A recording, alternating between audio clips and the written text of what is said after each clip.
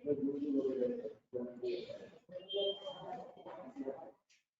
लगाया इसने नहीं, वो एक्सटर्नल वाला जो था वो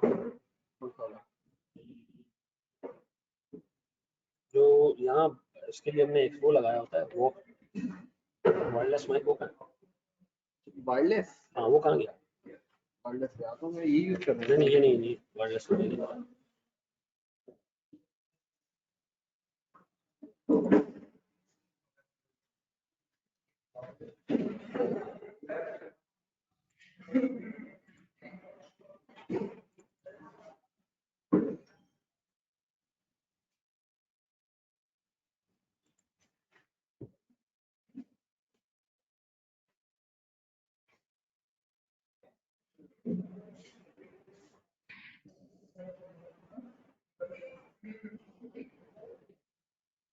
अस्सलाम वालेकुम दोस्तों, मेरी आवाज आ रही है आप लोगों को?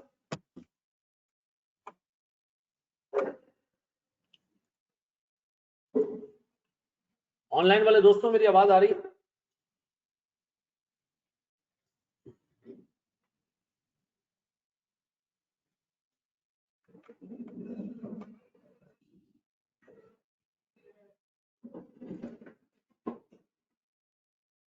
अस्सलाम वालेकुम मेरे दोस्तों, मेरी आवाज आ रही है आप लोगों को ऑनलाइन? 560 सब्सिक्वेंट इवेंट 560 बेहतरीन। बस एक मिनट रुक जाओ।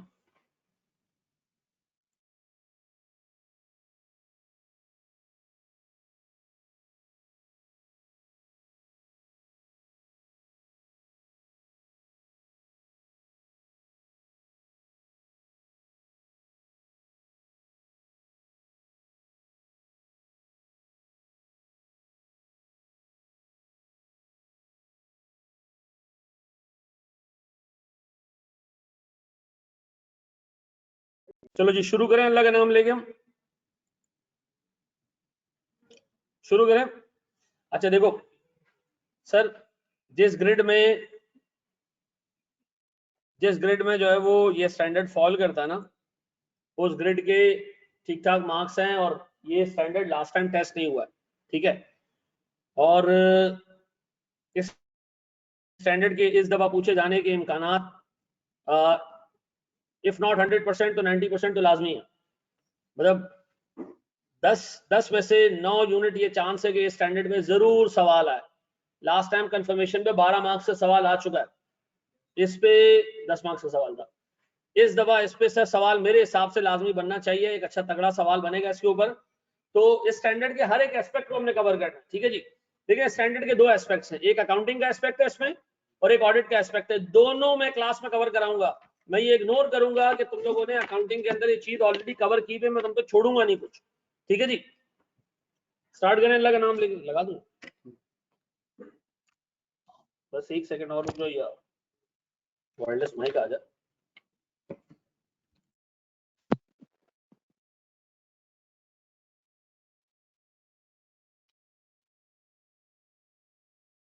जनाब आवाज आ रही है मेरी? वालेकुम अस्सलाम।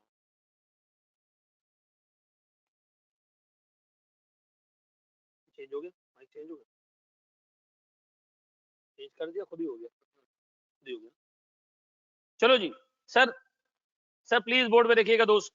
सर मेरे पास एक छोटी सी प्रेजेंटेशन है, छोटी सी तो खैर नहीं है, 40-45 स्लाइड्स की प्रेजेंटेशन है। ये प्रेजेंटेशन जैसी खत्म होगी हमारे सारे पास पेपर सब कुछ इसी के अंदर कवर हो चुके होंगे, ठीक है जी। जनाब सबसे पहले मुझे एक बात बताएं सर, कंपनी का साल स्टार्ट होता है 1 जनवरी से और सर साल आगे उसका खत्म होता है जनाब कोई 31 दिसंबर को, ऐसा है।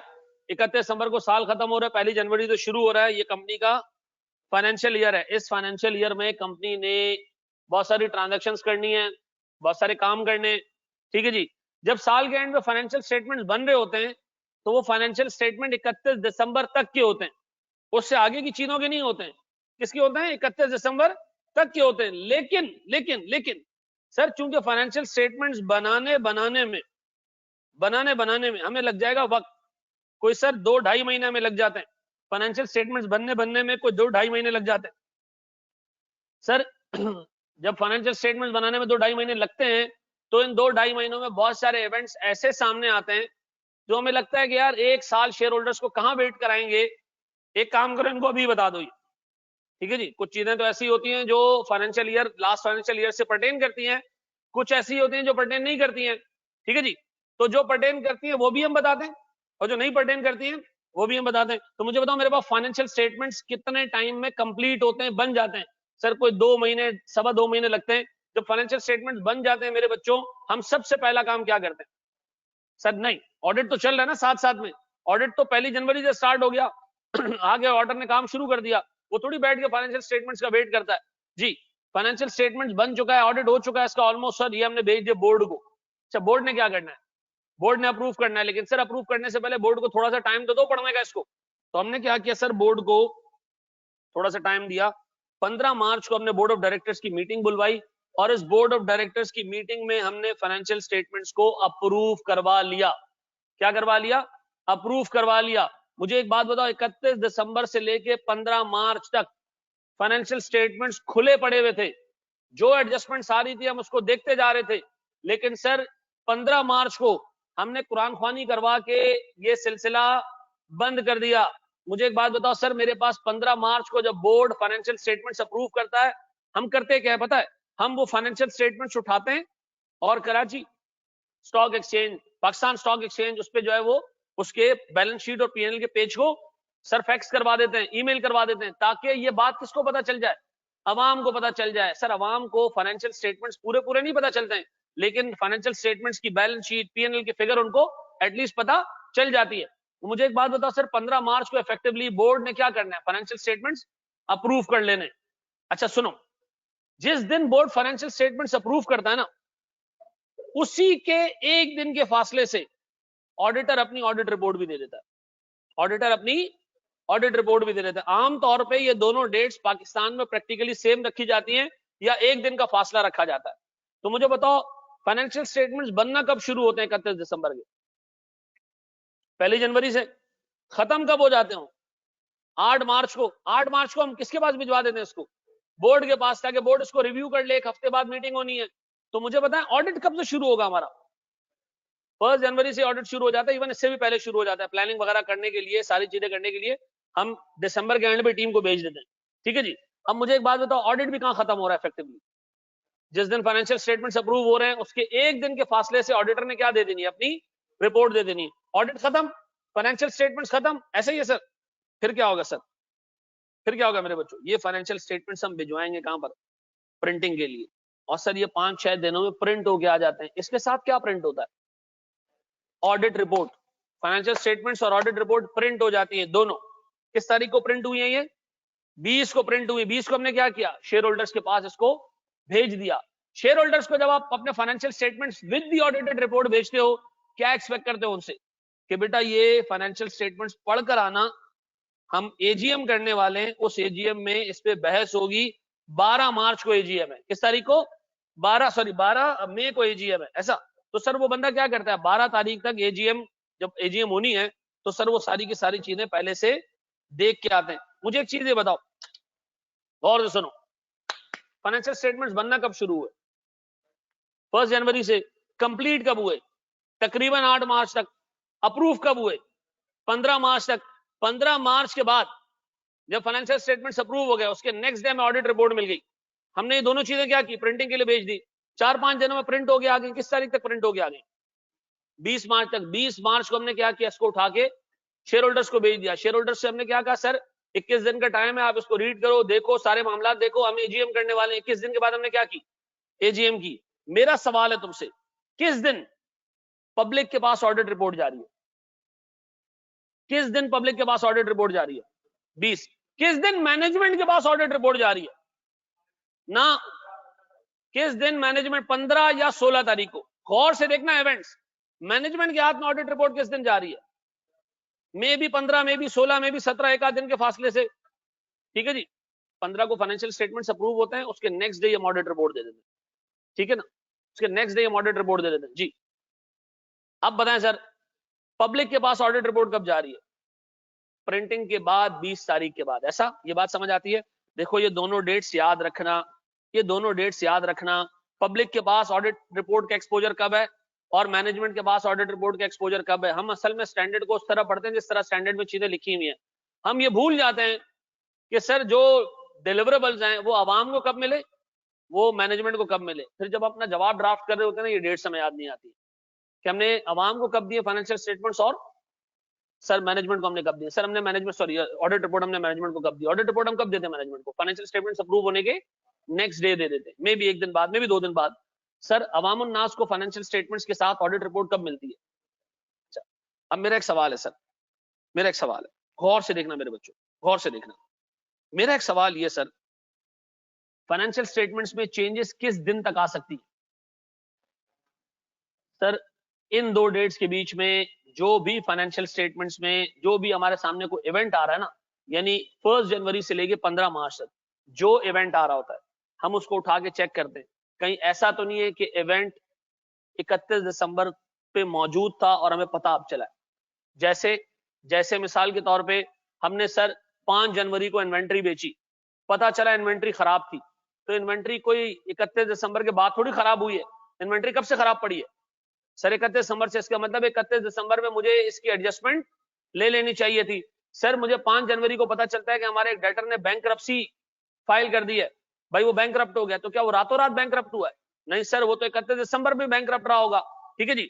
सर हमें 5 जनवरी को पता चलता है कि कोर्ट ने हम पे एक पेनल्टी इंपोज कर दी है। क्यों इंपोज की है? क्योंकि हमने ईयर एंड से पहले कोई ऐसा काम किया था जिसकी वजह से पेनल्टी लगी है। तो मुझे एक बात बताएं सर, 1 जनवरी से लेके 15 मार्च तक जितने इवेंट्स हो रहे हैं हम उनको उठा के चेक करेंगे, कहीं ये इवेंट सर 31 दिसंबर से पहले के किसी चीज से पर्टेन तो नहीं करता। क्या इस इवेंट की कंडीशन 31 दिसंबर से पहले तो नहीं मौजूद थी सर, जिसके बारे में सिर्फ हमें इंफॉर्मेशन अभी मिली है। सर अगर ऐसी कोई चीज होगी तो हम उसको क्या करेंगे, एडजस्ट करेंगे। क्या करेंगे? एडजस्ट करेंगे। सर अगर 31 दिसंबर के बाद कोई बड़ा इवेंट होता है जिसका 31 दिसंबर से पहले कोई लेना देना नहीं है, लेकिन चूंकि एक इंतहाई मटीरियल इवेंट है, तो मैं कहता हूं जनाब ये अवामुन नास को इसी फाइनेंशियल स्टेटमेंट्स में डिस्क्लोज करके बता दो, रादर देन कि आप 1 साल रुको, अगले साल जाके उसको बताएं, हम अभी बता दो। ऐसा क्या हुआ होगा सर, हमने कोई सब्सिडरी खरीद ली, हमने कोई सब्सिडरी बेच दी, हमारा कोई एसेट गवर्नमेंट उठा के ले गया, ठीक है जी, बड़ी आग लग गई सर, हमारा कस्टमर किसी ऐसे इवेंट की वजह से बैंकरप्ट हो गया जो ईयर एंड के बाद डेवलप हुआ है, तो सर ये सारे इवेंट्स ऐसे हैं जिसका 31 दिसंबर से कोई लेना देना नहीं है। लेकिन सर चूंकि मटीरियल इवेंट्स हैं तो हम क्या करेंगे, फिर भी अवामुन नास को डिस्क्लोज करके बताएंगे। बताओ मेरे बच्चों, ऑडिटर की जिम्मेदारी, मैनेजमेंट की जिम्मेदारी, मुझे बताओ कब शुरू हो रही है? 31 दिसंबर के बाद से। कब तक मैनेजमेंट सर चीजों को देखती रहेगी कि यार इसको मैंने अकाउंट में डालना है नहीं डालना है? कब तक? 15 मार्च तक। सर 31 दिसंबर से लेकर 15 मार्च तक मैनेजमेंट जितने भी इवेंट्स होते जाएंगे सिर्फ ये चेक करेगी क्या ये इवेंट लास्ट ईयर से पर्टेन करता है या नहीं।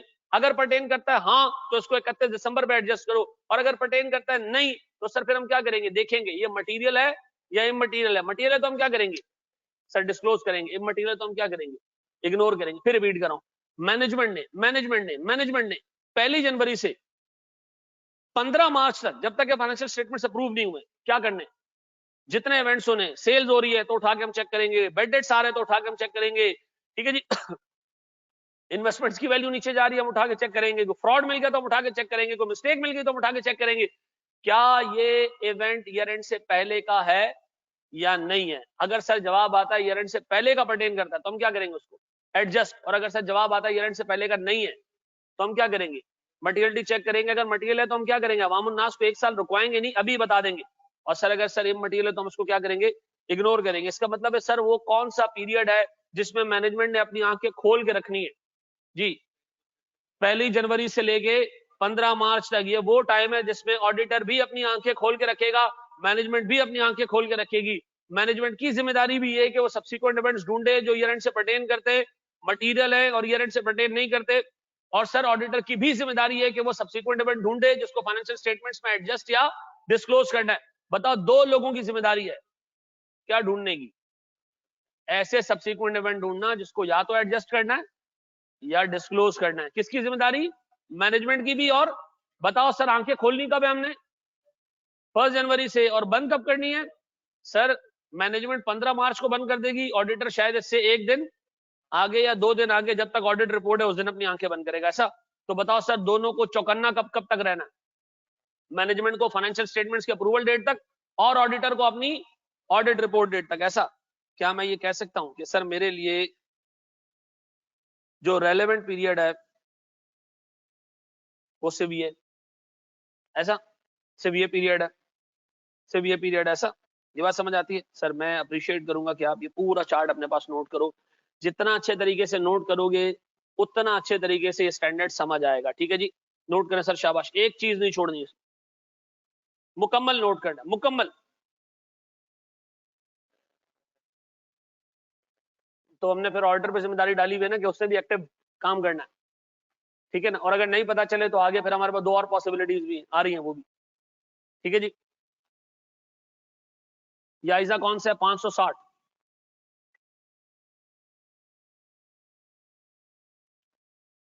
सर लास्ट बैच के नोट्स ऑफ ऑडिट यूजेबल हैं बेटा, मैंने इतनी मेहनत करके इन सबको चार्ट्स में कन्वर्ट किया है। पास्ट पेपर्स के मैंने सर कार्ड्स बनाए हैं, ठीक है जी। पास्ट पेपर्स के क्वेश्चंस की छोटी छोटी वीडियोस बनाई हैं, ऑडिट पे जमीन आसमान एक कर दिया मैंने, ठीक है जी। मैंने भी किया और आकाश ने भी किया, ठीक है जी। आपको बहुत सिग्निफिकेंट डिफरेंस नजर आएगा चीजों में, ठीक है जी, दूसरों के मुकाबले में भी। और इवन हमारे लास्ट टाइम के काम जिसमें हमने अच्छा रिजल्ट प्रोड्यूस किया उसके बावजूद आपको बहुत बड़ा डिफरेंस नजर आएगा। 8 मार्च को बोर्ड ऑफ डायरेक्टर्स को मिल रहे हैं फाइनेंशियल स्टेटमेंट्स, तो मैनेजमेंट को इनफैक्ट 8 मार्च नहीं, management even board of directors के पास अकाउंट भेजने के बाद भी अपनी आंखें खुली रखती है। अगर कोई इवेंट निकला तो अभी तक फाइनेंशियल स्टेटमेंट्स अप्रूव नहीं हुए, आवाम को पता नहीं चली ये चीजें, तो हम क्या कर सकते हैं? उसको चेंज करवा सकते हैं चीजों को।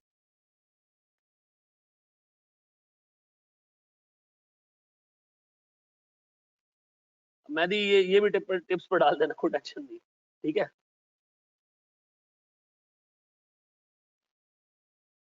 जी मेरा भाई। एक मिनट,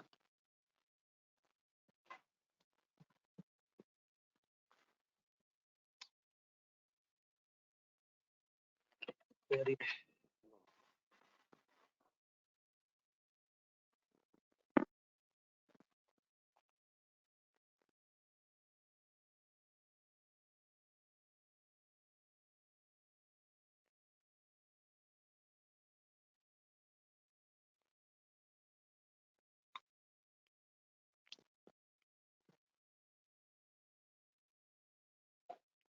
स्टेप भी ज्यादा।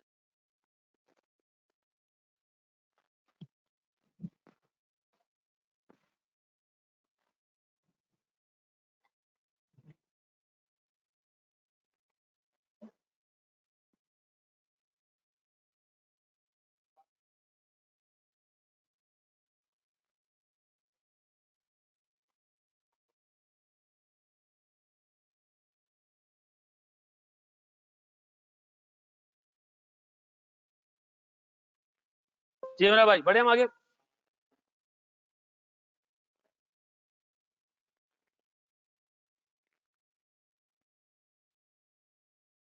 लेकिन एक्टिव रिस्पॉन्सिबिलिटी तो नहीं, management after printing of financial statements, बेटा एक्टिव और पैसिव रिस्पॉन्सिबिलिटी सारी बता रहा हूँ, कोर्स में कोई चेंज है नहीं सर।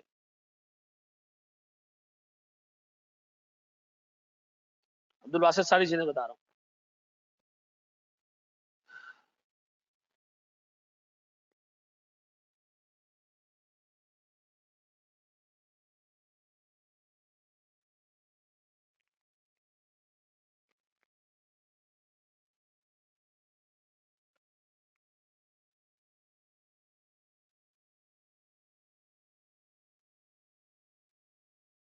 बड़े मेरे बच्चों आगे,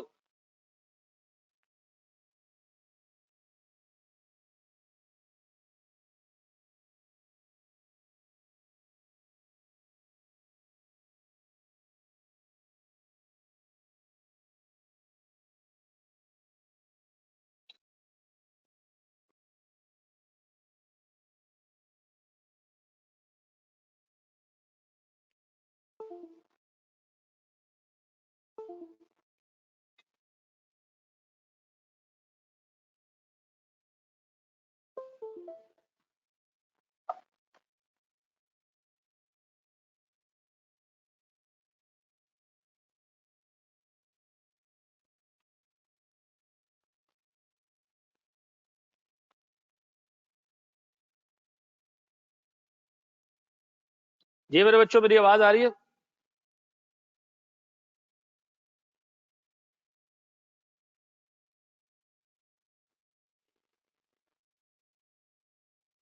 अजीज, एजीएम की डेट 12 मई है बिल्कुल।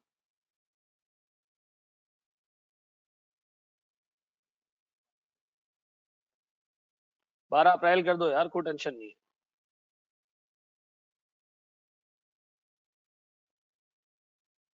ठीक है, ठीक है।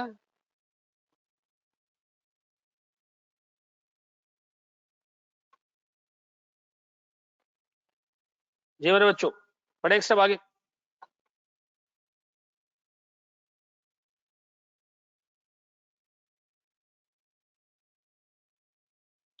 चलो जी, इसका मतलब यह है कि सर हमारे पास इवेंट्स आफ्टर रिपोर्टिंग डेट।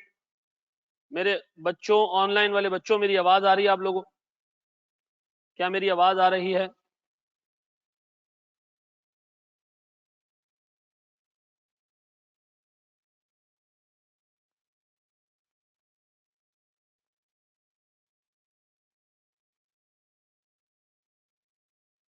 एक सेकंड।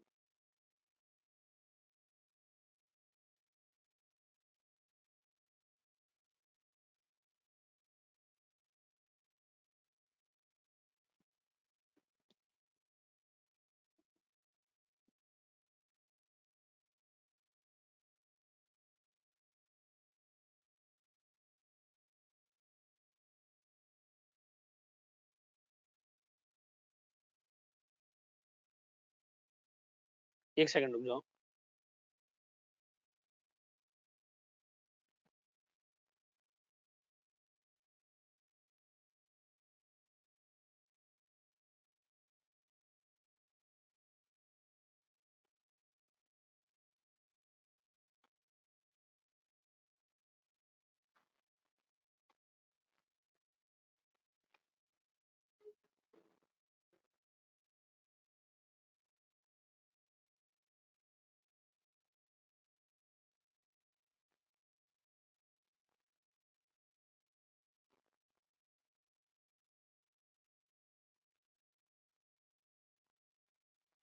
यार ऑनलाइन वालों, स्क्रीन पे क्या नजर आ रहा है तुम लोगों को?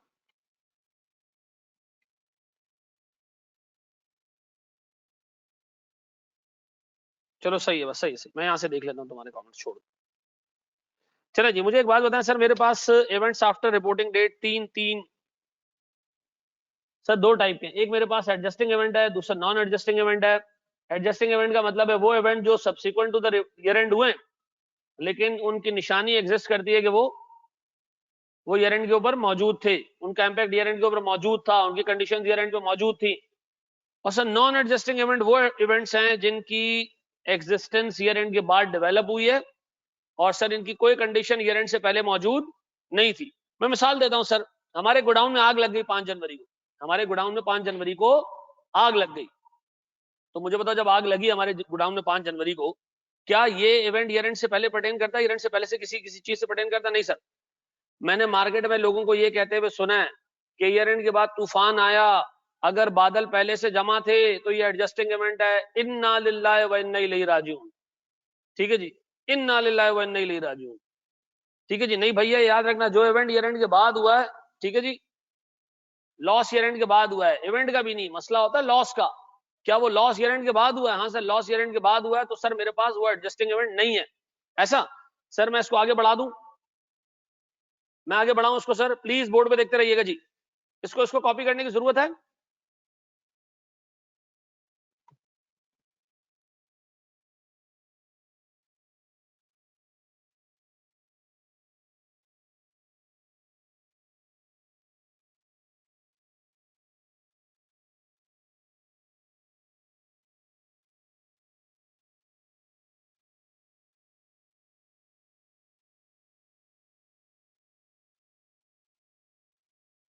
बढ़े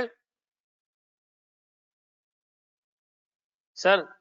देखिए, ये है मेरे सामने एडजस्टिंग इवेंट्स की एग्जांपल्स। देखो, मैं फिर एक चीज बता दूं, पेपर में सवाल आएगा, उसमें आपने दो चीजें असेस करनी है। एक तो आपने असेस करनी है ये इवेंट एडजस्टिंग है या नहीं है। ठीक है जी, और दूसरा ऑडिटर की जिम्मेदारी इसके ऊपर क्या है। तो ये जानना बहुत जरूरी है कि एडजस्टिंग इवेंट्स क्या है, नॉन एडजस्टिंग इवेंट्स क्या है, इसका आपको डिटेल में पता होना चाहिए। अनफॉर्चुनेटली मार्केट में डायरेक्ट हम ऑडिटर की रिस्पॉन्सिबिलिटी पे आ जाते हैं और हम बच्चों से एक्सपेक्ट करते हैं कि उसको एडजस्टिंग और नॉन एडजस्टिंग का अंदाजा पहले से होगा। मैं ये अज्यूम कर रहा हूं कि तुम लोग कोरे कागज आए हो, ठीक है जी, तुम्हें कुछ नहीं पता। अच्छा जी, मुझे बताएं सर, मेरे पास सबसे पहला एडजस्टिंग इवेंट, ईयर एंड के बाद कोई कोर्ट केस सेटल हो रहा है, तो आप चेक करेंगे सर जिस इवेंट की बेसिस पे कोर्ट केस हुआ था, क्या वो इवेंट ईयर एंड से पहले का है या वो ईयर एंड के बाद का है। अगर वो ईयर एंड से पहले का है तो आपको क्या करना है सर, चीजों को एडजस्ट करना पड़ेगा। ऐसा मैंने तुम्हें एग्जांपल दी, मिसाल के तौर पर सर मैंने एक फॉल्टी गुड्स बेची कस्टमर को कोई दिसंबर के महीने में, वो कोर्ट में चला गया सर दिसंबर के महीने में, जनवरी फेब में जाके कोर्ट ने डिसीजन दिया कि जी वाकई वो गुड्स फॉल्टी थी और आपको पेनल्टी पे करनी है, आपको सर पैसे रिफंड करने, आपको उसके डैमेजेस पे करने। तो ये मेरे पास एडजस्टिंग इवेंट है, इसको मैं एडजस्ट कब करूंगा, 31 दिसंबर पे जाके एडजस्ट करूंगा। ठीक है जी, कब एडजस्ट करूंगा, 31 दिसंबर पे जाके एडजस्ट करूंगा। ऐसा अच्छा जी सर, अगर सर मेरे पास मेरा एक कस्टमर बैंकरप्ट हो जाए, ईयर एंड के बाद मुझे पता चला कि मेरा एक कस्टमर बैंकरप्ट हो गया है, तो देखिए आम हालात में कोई भी कस्टमर बैंकरप्ट रातों रात नहीं होता, ठीक है जी, एक चेन ऑफ इवेंट्स होती हैं जो जाके लीड करती हैं बंदे की बैंकरप्सी पे। तो अगर वो चेन ऑफ इवेंट्स चलते आ रही हैं, इसकी वजह से बंदा बैंकरप्ट हुआ है, तो सर मेरे लिए क्या है सर, एक एडजस्टिंग इवेंट है ये बात समझ में आती है सर। अच्छा, फिर इसके बाद सर मेरे पास तीसरा हिसाब किताब, भैया तुम लोगों को नजर आ रहा है साफ, तो ये नहीं आ रही है, एक मिनट।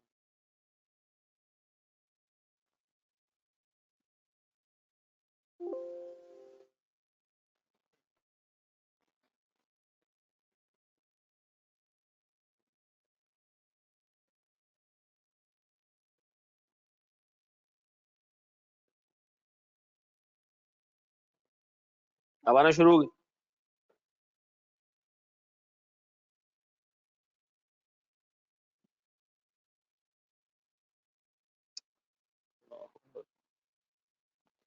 अच्छा जी सर, फिर सर हमारे पास subsequent to the year end अगर इन्वेंट्री,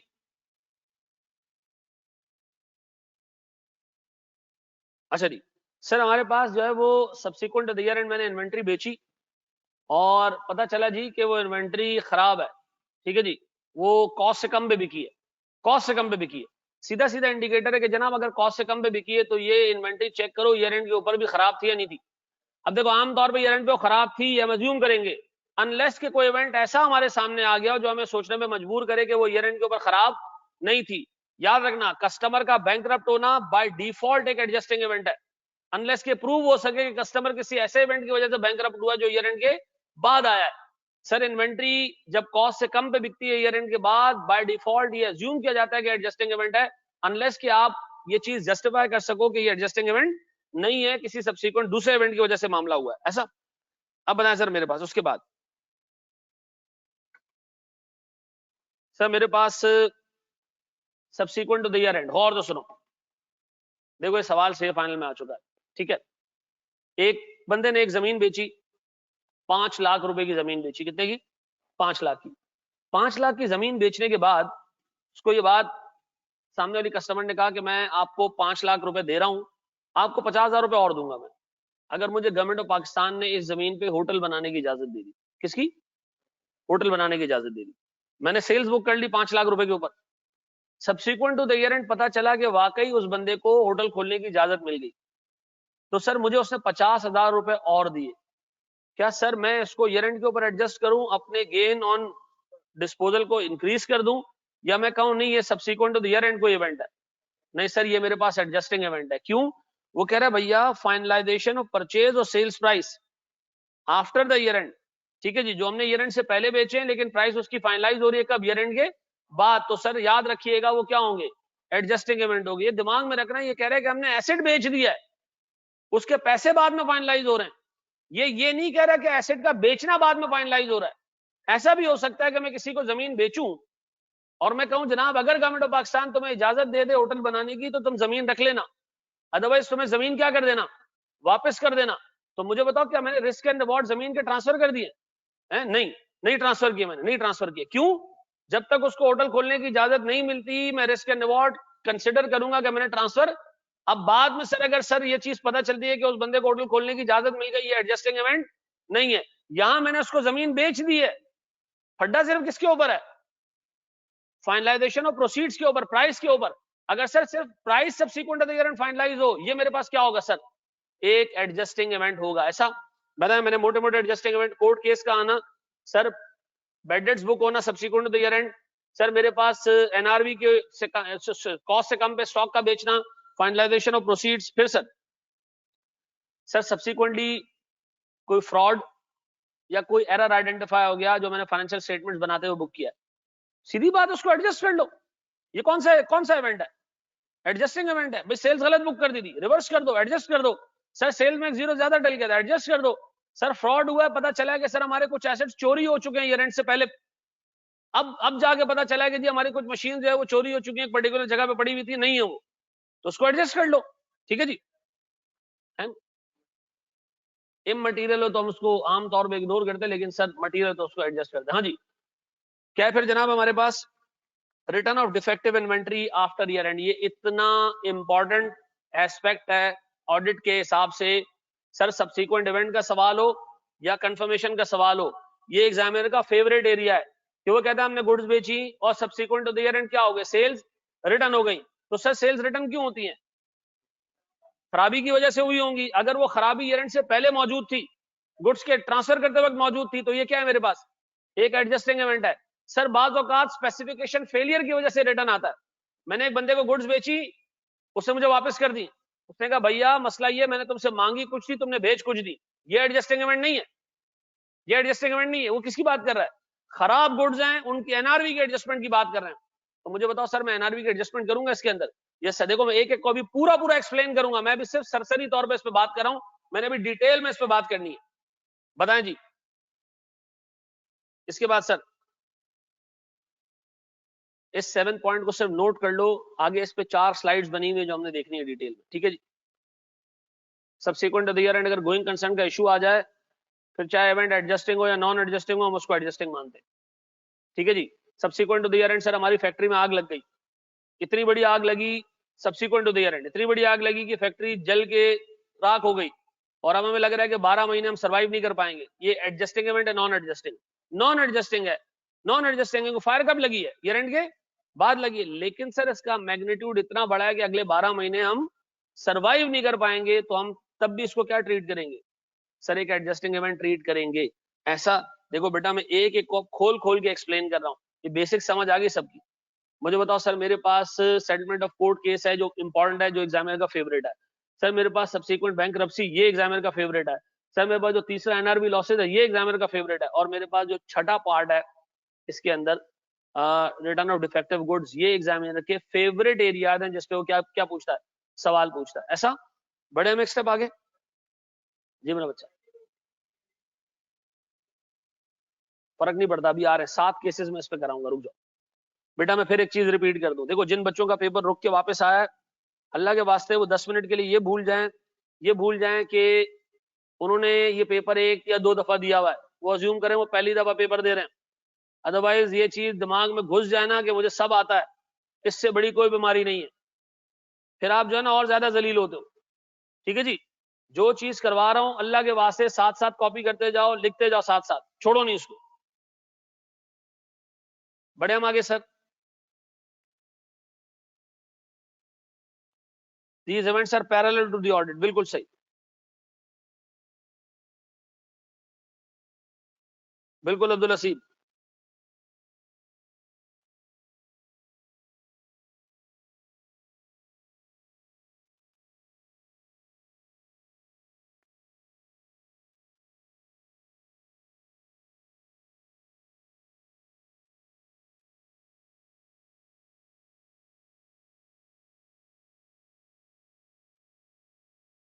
जी मेरे बच्चों, बड़े हम आगे एक्सेप्ट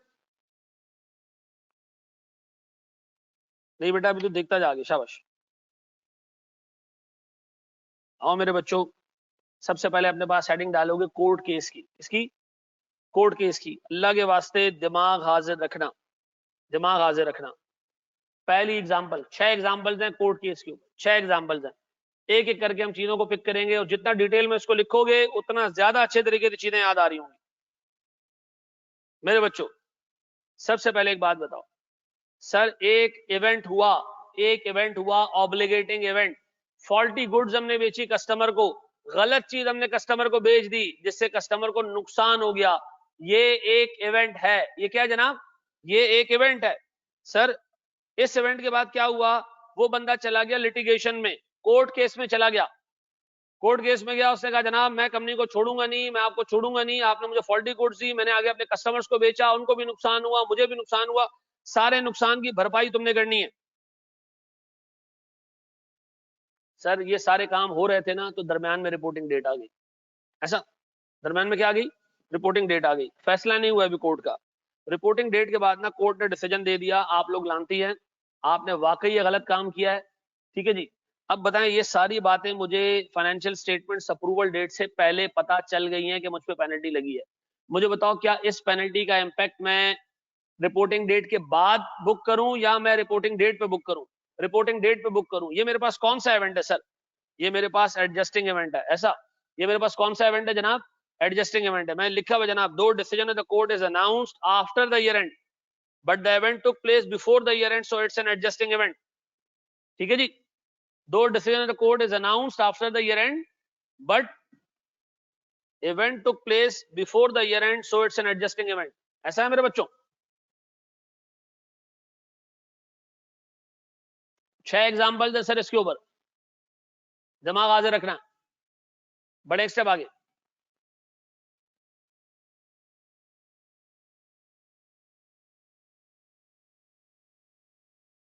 लिखने दे, लिखो लिखो सुकून से लिखो। बेटा अपना रजिस्टर ही घुमा लोगे ना, ना तुम्हें किसी किताब की जरूरत पड़ेगी, ना तुम्हें किसी के नोट्स की जरूरत पड़ेगी, ना तुम्हें कोई और चीज की जरूरत पड़ेगी।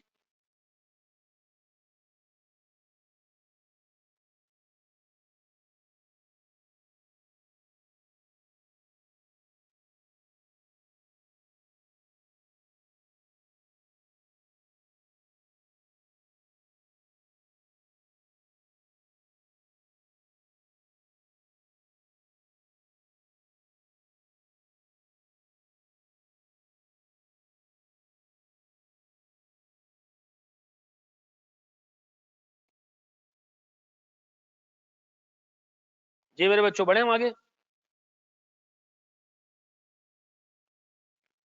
बढ़ जाए मेरे बच्चों। चलो जी, अगर मैं इसको सिर्फ इस हद तक ऐसे कर दूं कि इवेंट हुआ ऑब्लिगेटिंग इवेंट और इसके फौरन बाद ईयर एंड आ गया, वो बंदा अभी लिटिगेशन में नहीं गया है, ईयर एंड आ गया, इसके बाद वो लिटिगेशन में गया, कोर्ट में गया, उसने कहा जी मुझे गलत गुड्स बेची गई हैं, और सर इसके बाद डिसीजन आया और फिर उसके बाद फाइनेंशियल स्टेटमेंट्स अप्रूव हुए। एडजस्टिंग इवेंट या नॉन एडजस्टिंग? Adjusting event. क्यों सर? हमने इवेंट को देखना है, इवेंट कब हुआ है। भले वो ईयर एंड पे लिटिगेशन में नहीं था, लेकिन ईयर एंड के बाद लिटिगेशन में गया, कोर्ट केस का डिसीजन भी आ गया, ये भी मेरे पास सीधा सीधा एक एडजस्टिंग इवेंट है। ठीक है जी। दो the litigation is filed and decision of the court is announced after the year end but the event took place before the year end, ये end है। ठीक है जी। so it's an adjusting event। तो अभी आएगा ना आगे 7-6 केसेस हमने सिर्फ एक एक चीज मैंने उसमें डाली हुई है, अपने नोट्स में डाली हुई है, तो मैं कुछ खुद से सोचने की जहां जरूरत पड़े आएगी आगे उसका जवाब आ रहा होगा। ठीक है, वो आ रहा है, वो भी आ रहा है, वो भी आ रहा है। वो हमारे पास रिइंबर्समेंट एसेट है, वो जब कोर्ट केस का डिसीजन आएगा उससे पहले मैं बुक नहीं कर सकता। ठीक है, वर्चुअली सर्टेन कोर्ट केस के अंदर आमतौर पे ना होने के बराबर, खुद स्टैंडर्ड कहते हैं very rare circumstances it can be virtually certain कि यार आप एसेट बुक करो। वेरी रेयर का मतलब ये है कि इम्पॉसिबल है। अच्छा, हमने किसी पे कोर्ट केस किया, या कोर्ट केस हम जीत गए सब्सिक्वेंट में, यार इसी में हमने पेनल्टी बुक की हुई थी, वो हम रिवर्स कर सकते हैं, एसेट बुक नहीं कर सकते। ठीक है जी जनाब, बढ़े हम आगे दोस्त, बढ़ जाए आगे, हम बढ़े।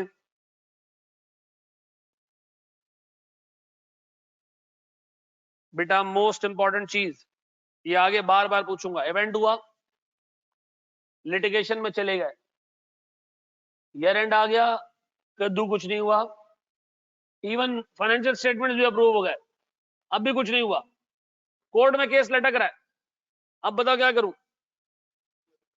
डिसीजन उसके बाद आया सर, क्या करेंगे हम? और खुदा के बंदो याद रखो, ये एक एडजस्टिंग इवेंट है। आप जब आपको पता है कि कोर्ट केस चल रहा है मेरे अगेंस्ट में, जाऊंगा लीगल काउंसिल के पास, जो मेरा क्लाइंट है उसके लीगल एडवाइजर के पास जाऊंगा, मैं उससे पूछूंगा कि बताओ क्या चांसेस हैं, केस में हम जीतेंगे या हारेंगे? कंफर्मेशन में ये बताया था तुम लोगों, लॉयर को हम कंफर्मेशन भेजते हैं, क्या पूछते हैं कि कितने केसेस कंपनी के अगेंस्ट चल रहे हैं, और चल रहे हैं तो बताओ कंपनी उसमें जीतेगी या हारेगी, और अगर हारेगी तो बताओ कंपनी में पेनल्टी कितनी लगेगी? ये बात भेजे में बैठती है। तो सर हम इसका प्रोविजन करेंगे, लाजमी करेंगे, इट्स एन एडजस्टिंग इवेंट। ठीक है जी, 2 कोर्ट का डिसीजन नहीं आया, लेकिन हम क्या करेंगे इसको?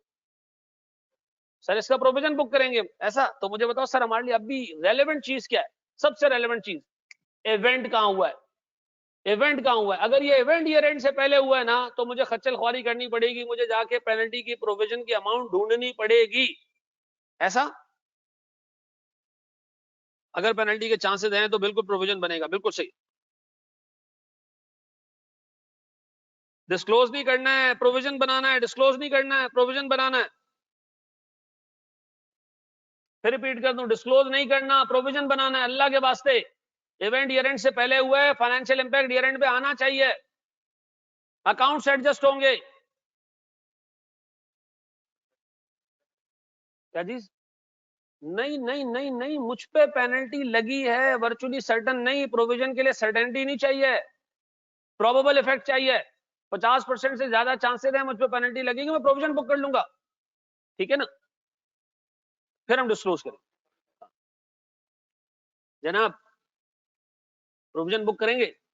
याद रखना, देखो मुझे ना मतलब ऑडिट पढ़ाते हुए ना अकाउंटिंग से ना लड़ना पड़े, ये मेरी इल्तिजा है तुम लोगों से, ठीक है जी? चीजें याद हो तुम लोगों को। करेंगे क्या जी? यहाँ लिखा जनाब, दो the decision the court is not announced till the finalisation of financial statements, but event took place before the year end, so it's an adjusting event. Here the estimate of losses is assessed through consultation with legal counsel of the audit client or expert appointed, ठीक है जी? और losses are to be recognized at the year end, ठीक है जी? फिर repeat कर रहा हूं, important चीज क्या है इसके अंदर? इवेंट। इंपॉर्टेंट चीज क्या है इसके अंदर? इवेंट। बड़े आगे बेटा, जितने पास पेपर आज तक सब्सिक्वेंट इवेंट के ऊपर आए, ठीक है जी, सीए फाइनल के जितने पास पेपर्स हैं पिछले 10 सालों में, सारे इसी प्रेजेंटेशन में मैंने कवर किए, सारे के सारे। इस प्रेजेंटेशन को करने के बाद आपको एक चीज भी पास पेपर्स में ऐसी नहीं नजर आएगी जो आपने नहीं की होगी, ठीक है जी?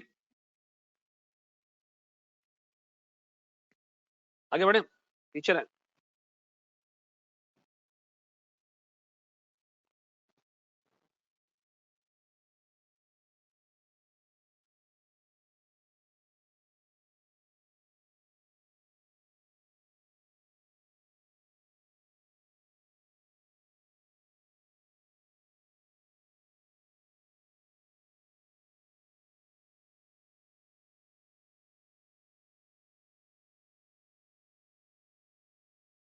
चलो मेरे बच्चों, चलो मेरे बच्चों, 50% से कम चांसेस है ऑब्वियसली, फिर हम उसका प्रोविजन बुक नहीं करते।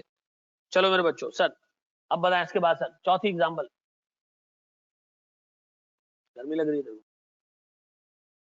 सर, इवेंट हुआ, रिपोर्टिंग डेट आ गई, इवेंट हुआ, रिपोर्टिंग डेट आ गई, उसके बाद बंदा लिटिगेशन में गया, ठीक है जी, और ईयर एंड तक कोई भी वो नहीं आया सर, ऐसा? Adjusting event, non adjusting? Adjusting है, लेकिन क्या करोगे सर आप इसमें भी कंसल्टेशन करोगे उसके साथ, लीगल काउंसिल के साथ, और प्रोविजन बुक करोगे, ऐसा? ये बात भेजे में बैठती है बेटा।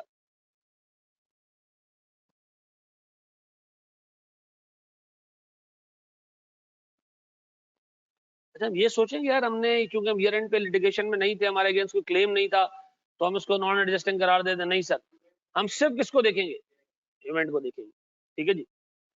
एक बड़ा मशहूर केस है 2007 में, जब बेनजीर भुट्टो का इंतकाल हुआ था, उनको मारा गया था, तो बहुत सारी इंश्योरेंस कंपनीज को ठीक ठाक नुकसान हुआ था, ऐसा है नहीं है?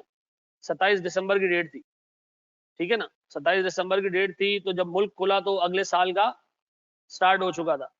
अब हुआ ये कि जितनी इंश्योरेंस कंपनी थे उनके पास गाड़ियों के क्लेम आए, ठीक है जी, गाड़ियों के क्लेम आए, तो उन सब ने कहा कि भाई ये इवेंट चूंकि 27 दिसंबर पे हुआ था और बहुत सारी गाड़ियां ऐसी हैं जो 1 जनवरी के बाद जली हैं, ठीक है जी, क्योंकि वो कंटिन्यूअसली राइड्स चल रहे थे, ठीक है जी। तो उन्होंने क्या करने की कोशिश की कि यार हम इसको नॉन एडजस्टिंग दिखा दें, मना हो गया। सारे फॉर्म्स ने इकट्ठे होकर ओपिनियन ये दिया था कि ये क्या है, एक एडजस्टिंग इवेंट है, इसमें ये प्रूव करना बहुत मुश्किल है, क्योंकि 27 तारीख को उनका इंतकाल हुआ, फिर अगले 4-5 दिन तक मुल्क बंद रहा था, ठीक है जी। तो उन्होंने कहा नहीं, ये सारी गाड़ियां जो जली है ना, ये कल रात को जली है, जो 1 जनवरी की डेट है ना, उस दिन जली है। नहीं नहीं, उन्होंने कहा नहीं, इसको आप एडजस्ट करेंगे, ठीक है जी, इनकर्ड बट नॉट रिपोर्टेड के अंदर, ठीक है जी। चले मेरे बच्चों, अब इसके अंदर भी वही चीज, ईयर एंड के बाद, ईयर एंड से पहले इवेंट हुआ है, एडजस्टिंग इवेंट है, लीगल काउंसिल से हम इस पे सर बात करेंगे, उससे ओपिनियन लेंगे, और जो लॉसेज हम ईयर एंड के ऊपर बुक करेंगे। ऐसा ऐसा है, ऐसा है मेरे बच्चों। Adjusting non adjusting? एडजस्टिंग। चलो जी, अब बताओ, रिपोर्टिंग डेट आ गई पहले, अब तो कुछ भी हो जाए सर, इवेंट हुआ इसके फौरन बाद, सर लिटिगेशन में भी गया हो, कोर्ट ने डिसीजन भी दे दिया, हम यहां खड़े हैं सर, सब कुछ हो चुका है, क्रिस्टल क्लियर हो चुका है, पेनल्टी कितनी लगी है सर। अब हम सिर्फ डिस्क्लोज करेंगे, वो भी कब? जब मटेरियल होगा, ठीक है जी। इमटेरियल है तो उसको हम डिस्क्लोज भी नहीं करेंगे। ये क्या देख के आपने बताया, लिटिगेशन या डिसीजन? नहीं सर, ना मैंने लिटिगेशन देखा, ना मैंने डिसीजन देखा, मैंने किसको देखा? इवेंट देखा। इवेंट ईयर एंड के बाद डेवलप हुआ है या नहीं, ठीक है जी। अब बताओ इसमें क्या लिखूं सर मैं? तो मैं लिखूंगा जनाब, since the obligating event is took place after the year end, so it's a non adjusting event, इसको हम फाइनेंशियल स्टेटमेंट्स में इंकॉर्पोरेट नहीं करेंगे। डिसीजन ऑफ द कोर्ट दो is announced before the year and, but sir हमारे लिए event non adjusting है, तो ये मैटर हमारे लिए रेलेवेंट नहीं है sir. If the financial impact is material then it shall be disclosed in the financial statements, ठीक है जी। ये जो नीचे अंग्रेजी लिखी है ना, ये आपके ड्राफ्टिंग के लिए लिखी है, ताकि आप इस तरह के सिनेरियो में ड्राफ्ट क्या करोगे वो लिख लो, ठीक है जी। आपने बताना है इवेंट ऑब्लिगेटिंग इवेंट ये एडजस्टिंग है या नहीं है, फिर आपने सर डिस्कस करना है डिसीजन को, डिसीजन आ चुका है सर, को फर्क नहीं पड़ता इससे क्योंकि इवेंट नॉन एडजस्टिंग है। फिर आपने डिस्कस करना है इसके फाइनेंशियल इंपैक्ट को, कि अगर फाइनेंशियल इंपैक्ट मटेरियल है तो डिस्क्लोज होगा, और इमटेरियल है तो डिस्क्लोज भी नहीं होगा। क्लियर है?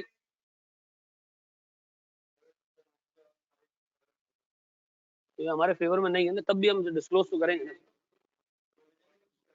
क्या चीज?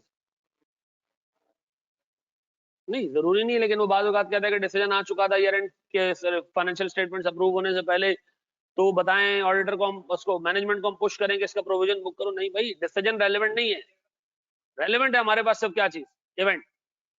चलें जी, कॉपी करने दें, करें करें, सुकून से करें कॉपी सर, सुकून से करें, इट्स अ लॉन्ग नाइट यार।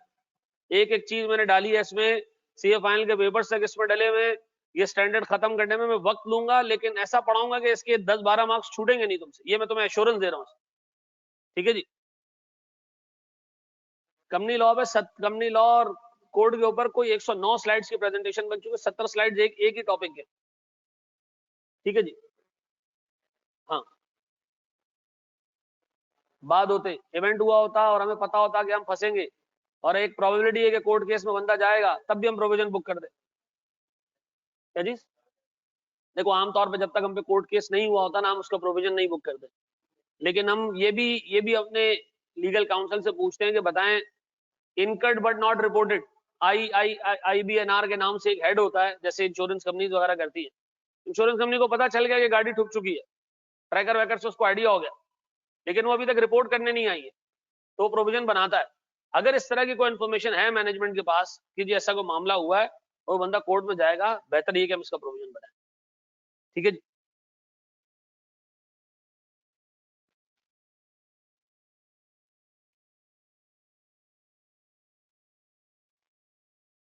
एग्जाम्पल में 4 कॉपी नहीं करने दी, कर लेते, रुक जाओ 2 मिनट रुक जाओ।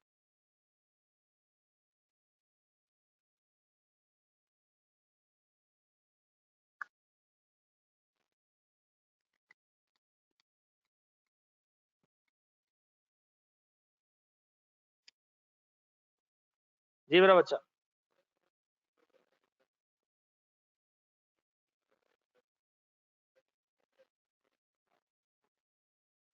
कुछ ईयर एंड से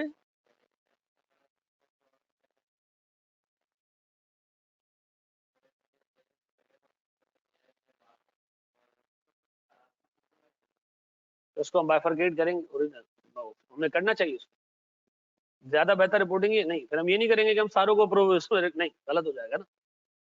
जी मेरे बच्चों,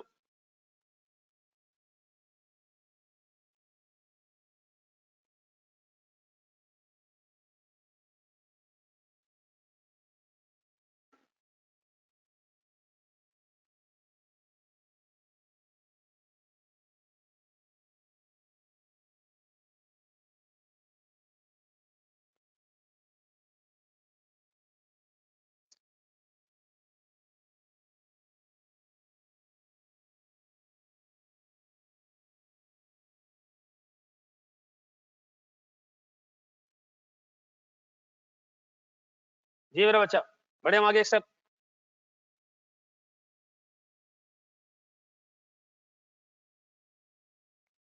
चले जी सर, अगले केस पे जाते हैं हम दोस्त।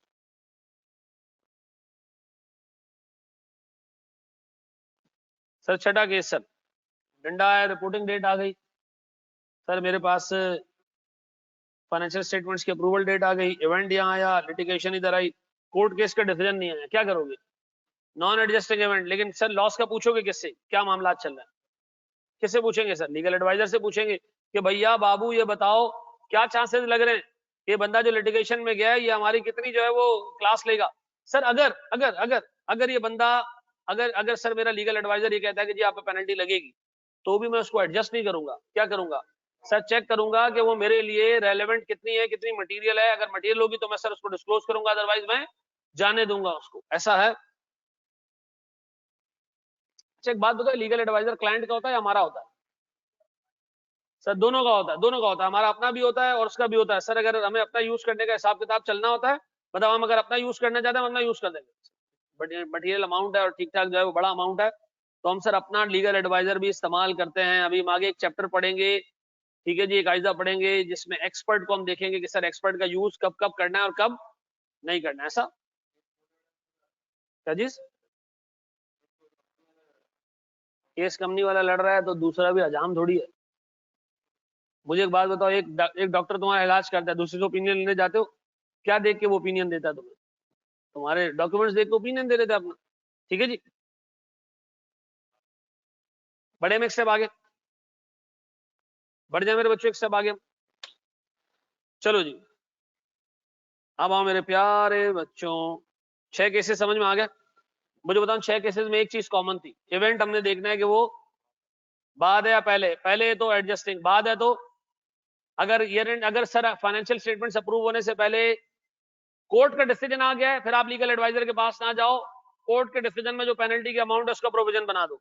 लेकिन अगर सर कोर्ट का डिसीजन फाइनेंशियल स्टेटमेंट्स अप्रूवल के बाद आ रहा है, तो फिर सर आपने फाइनेंशियल स्टेटमेंट्स के बाद क्या किया होगा?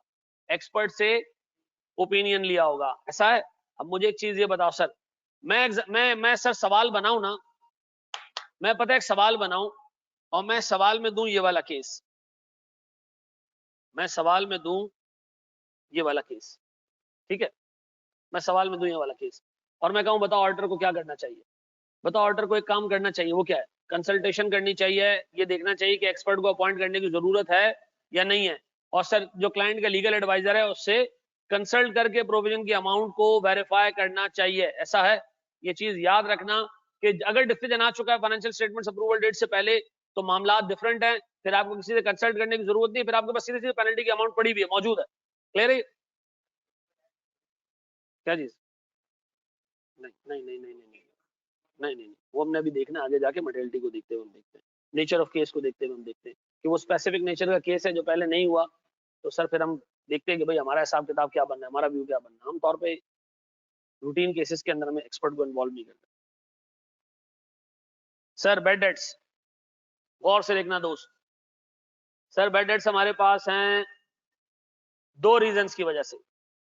एक बेड डेट्स आएगा आपके पास चेन ऑफ इवेंट्स की वजह से, ठीक है जी, हमारे कस्टमर पे लगातार मुसीबतें चलती जा रही है, चलती जा रही है, दे रहा हूँ, नोटिंग नहीं किया है, किसकी नोटिंग नहीं की है? इसकी कर लो।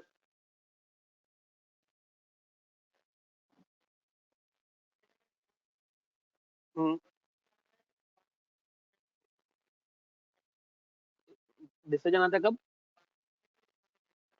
अप्रूवल डेट पे ना हम उसी दिन भी चेंज कर सकते हैं, बस ये है कि हमने पब्लिक को अनाउंस ना किया, ठीक है जी। विद इन 10 मिनट्स चीजें चेंज हो जाती है, कोई मसला नहीं।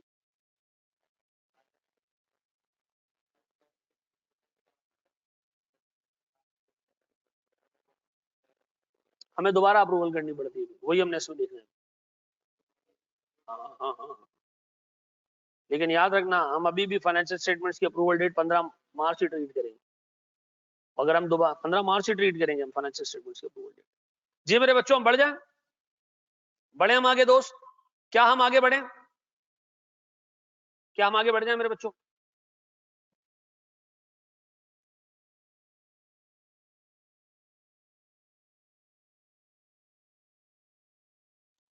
अच्छा मेरे बच्चों, अब जरा प्लीज बोर्ड पे देखिएगा दोस्त।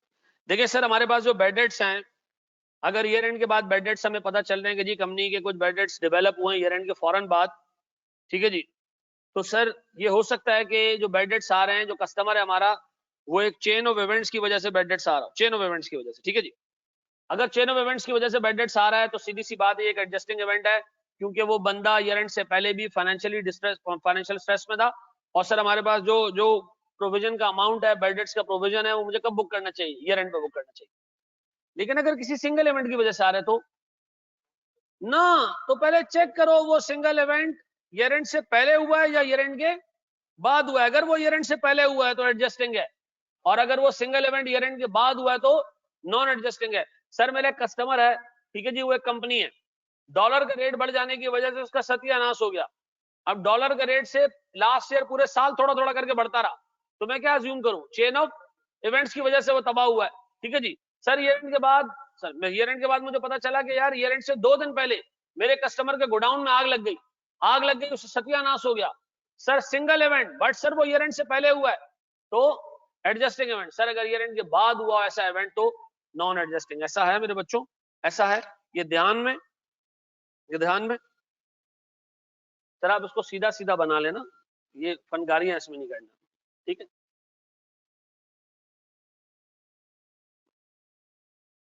देखो मैं अभी तक ऑडिट पे आया ही नहीं हूँ, ठीक है। शाबाश मेरे बच्चों, ये 7 केसेस तुम्हें बैड डेट्स के याद, उसके कोर्ट केसेस के याद रहेंगे, ठीक है ना। मैं फिर रिपीट कर दूं, सर सीए फाइनल में सवाल आता है, उसके अंदर अकाउंटिंग की चीजें भी होती हैं, ठीक है जी। और आपके आईकैप के एग्जामिनर ने जो लेटेस्ट सवाल पूछे हैं पास पेपर्स में 2-3 अटेम्प्ट्स में, उसने फाइनल की चीजें नीचे पूछी हैं, क्योंकि मैं फाइनल की बैठ के तैयारी कर रहा था, और ये भी कमिंग अटेम्प्ट से हमने फाइनल पढ़ाना शुरू करना है, उसकी प्रेजेंटेशन पे भी काम कर रहा था, तो मैं जगह जगह चीजें देखते हुए आ रहा था, यार ये फाइनल में सवाल है, यार ये उसका रेप्लिकेट कर दिया उससे नीचे, ठीक है जी। तो दिमाग में रखिएगा चीज, ठीक है जी। बड़े हम आगे दोस्त, कर लिया कॉपी? ये कॉपी कर लिया भाई?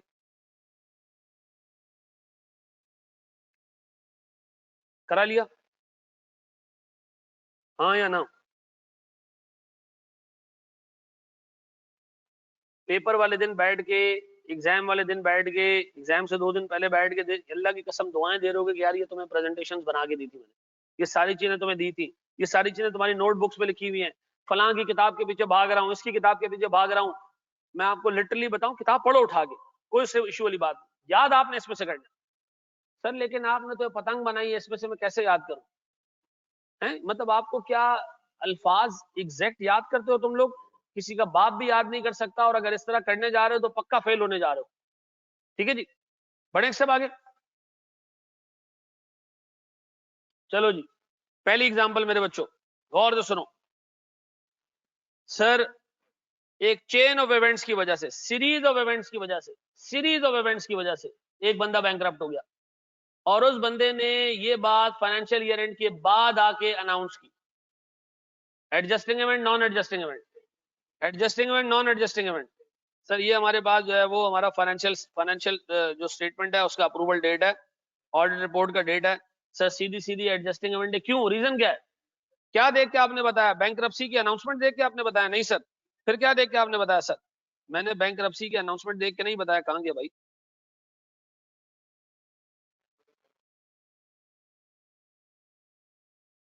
सर मैंने ये देख के बताया कि चेन ऑफ इवेंट्स की वजह से बंदा बैंकरप्ट हुआ, ऐसा। The bankruptcy is brought about by chain of events, so it's an adjusting event. Financial statements will be adjusted for losses on default. ऐसा है, ऐसा है। सिर्फ ये एक लाइन भी लिख दो, ये भले ये बंदा बनाने की जरूरत नहीं है, सिर्फ ये कहानी समझ गई। अच्छा जी, क्या मैं आगे बढ़ूं, एक लाइन लिख के आगे बढ़ जाऊं?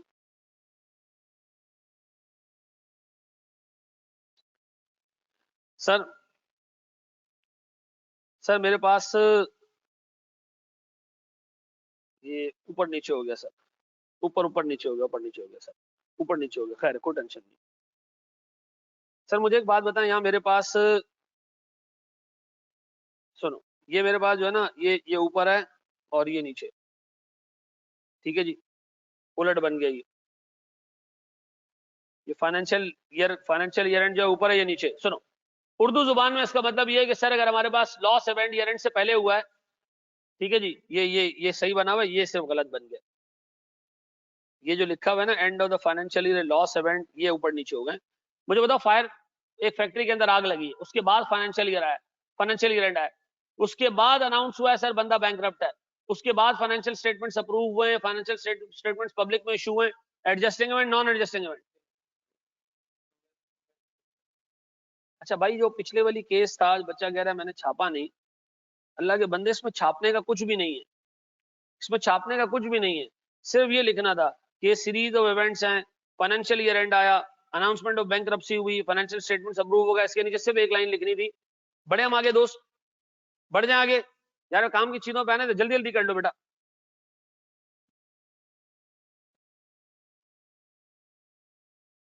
मुझे बताएं सर, फायर अगर मेरे पास फैक्ट्री में लगा है सर से पहले, ईयर एंड से पहले, और सर उसकी वजह से बैंकरप्सी हो गई है, single event, adjusting non adjusting, adjusting non adjusting sir, adjusting sir, पक्का? सीधी सी बात है सर, गौर से देखिएगा सर प्लीज भाई, इसमें किसी को कोई चीज छापने की जरूरत नहीं है, ये सिर्फ एग्जांपल्स के लिए आपके सामने रखा गया है, छापने के लिए कोई जरूरत नहीं है इसकी।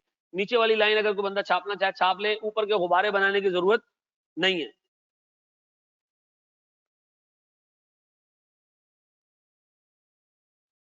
चलें जी, पहले फाइनेंशियल ईयर आया, फिर फायर फैक्ट्री में लगी, फिर अनाउंसमेंट हुई, फिर फाइनेंशियल स्टेटमेंट्स का अप्रूवल हुआ जी, adjusting event, non adjusting event, adjusting event, non adjusting event, non adjusting क्यों सर? क्योंकि फायर जो फैक्ट्री में लगी है, जिसकी वजह से बैंकरप्सी हुई है, वो कब हुआ है? ईयर एंड के बाद हुआ है, वो ईयर एंड के बाद हुआ है, वो ईयर एंड से पहले नहीं हुआ है, ऐसा है।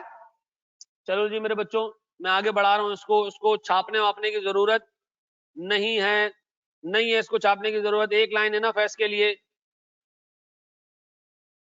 अब सर आपने मुझे सवाल का जवाब देना है, इसको भी छापना नहीं है, सिर्फ सवाल का जवाब देना है। सर 31 दिसंबर को मेरा फाइनेंशियल ईयर एंड है, 16 जनवरी को मैंने इन्वेंट्री बेची है और ये लॉस पे बेची है मैंने, मुझे बताओ adjusting event, non adjusting event? ओ अल्लाह के बंदों, सेल्स नहीं देखनी, आपने ये चेक करना है कि एनआरबी लॉस हुआ है या नहीं हुआ है। अब आगे देखो जरा, 15 मार्च को फाइनेंशियल स्टेटमेंट शेयर होल्डर्स के पास चले गए, अप्रूव हो गए, बन भी गए, मुझे बताओ adjusting event, non adjusting event? मैंने तुम्हें कहा था आम हालात में इन्वेंट्री का ईयर एंड के बाद बेचना, लॉस के ऊपर बेचना एक एडजस्टिंग इवेंट है, अनलेस कि ये प्रूव हो जाए कि ये किसी ऐसे इवेंट की वजह से हुआ है जो ईयर एंड के बाद डेवलप हुआ है। क्या ये एडजस्टिंग इवेंट है या नहीं है? सर ये बिल्कुल एडजस्टिंग इवेंट है, sale of inventory after the year end, ठीक है जी, at a loss indicates that NRB losses existing at the reporting date, such losses shall be adjusted in the financial statements. ये at least अपने पास लिख लो, ठीक है जी, ये एटलीस्ट अपने पास लिख लो, बाय डिफॉल्ट ये एक एडजस्टिंग इवेंट है।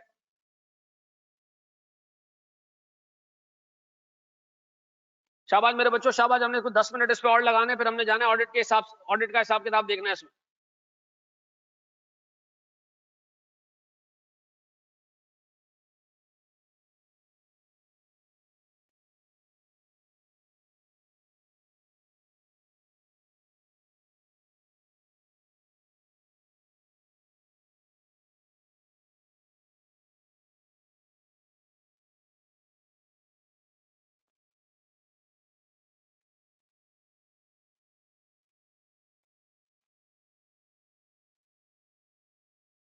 जी मेरे बच्चों, जी मेरे प्यारे बच्चों, बढ़े हम आगे। चलो जी, अब मुझे बताओ इसमें और इसमें क्या फर्क है, इसमें और इसमें क्या फर्क है सर? सर ईयर एंड के बाद एक इवेंट ऐसा हुआ है, एंड ईयर नहीं है सर, फाइनेंशियल ईयर है, फाइनेंशियल ईयर के बाद एक इवेंट ऐसा हुआ है जिससे क्या हुआ है, इन्वेंट्री मिस हैंडल होकर डैमेज हो गई है, और फिर हमने सर उसको बेचा तो पता चला कि जी लॉस पे बिकी है। Adjusting non adjusting? Non adjusting क्यों सर? सीधी सी बात है, एक इवेंट सामने मुंह पे नजर आ रहा है कि क्या है ये, जिसकी वजह से इन्वेंट्री खराब हुई है।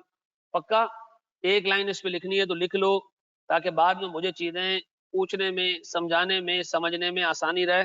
खास तौर पे जो नीचे वाला डब्बा है ना, ये कॉपी कर लिया करो, इसकी वर्डिंग याद कर लेना, ठीक है जी, ताकि आपको ड्राफ्टिंग में आसानी रहे।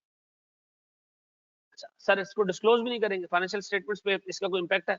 हाँ है सर, आप इसको डिस्क्लोज करोगे। अगर मटेरियल इवेंट है जिसमें इन्वेंट्री ठीक ठाक जली है, आप इसको क्या करोगे? डिस्क्लोज करोगे। देखो मैं अभी तक ऑडिट पे नहीं आया हूं, मैं अभी तक सिर्फ किस पे चल रहा हूं सर? अकाउंटिंग पे चल रहा हूं। बढ़े हम आगे।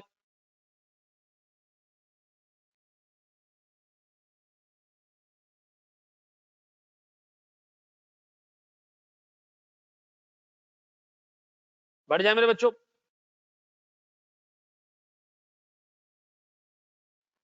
Sir this is one of the most important areas, इसको जरा देख लेना, इस पे सवाल आता है और लोग इस पे चढ़ दौड़ते हैं, ठीक है जी, इस पे गलतियां बहुत ज्यादा होती हैं। देखो एक चीज याद रखो, हमारी जो भी इन्वेस्टमेंट मार्केट्स हैं, जो हमारी स्टॉक मार्केट है, हमारी जो फॉरेक्स की मार्केट है, अगर कोई बैड न्यूज आती है सर, तो उसका इम्पैक्ट प्राइसेस में कितनी देर में आ जाता है? फौरन आ जाता है, मिनट्स में आता है। आज अगर ऐलान हो जाए पाकिस्तान और इंडिया की जंग छिड़ने वाली है, स्टॉक मार्केट पे इम्पैक्ट मिनट्स में आ जाएगा।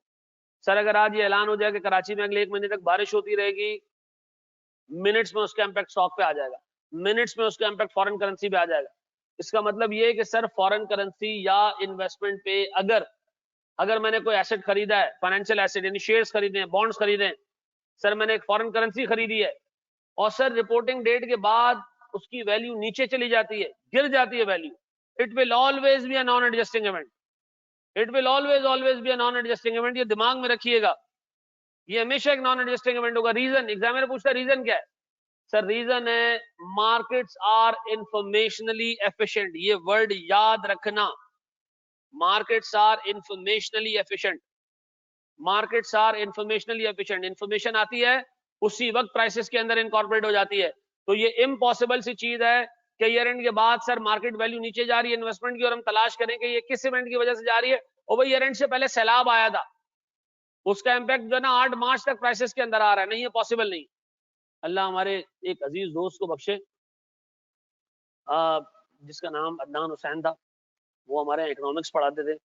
उनके रिसर्च पेपर्स थे कि गुड न्यूज कितने टाइम में स्टॉक मार्केट में एब्जॉर्ब होती है और बैड न्यूज कितने टाइम में मार्केट में एब्जॉर्ब होती है।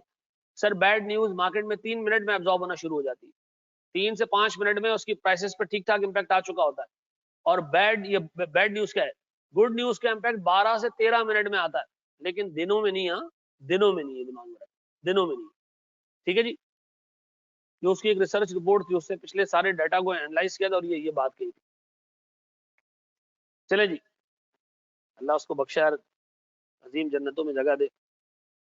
ठीक है जी, खत्म जी।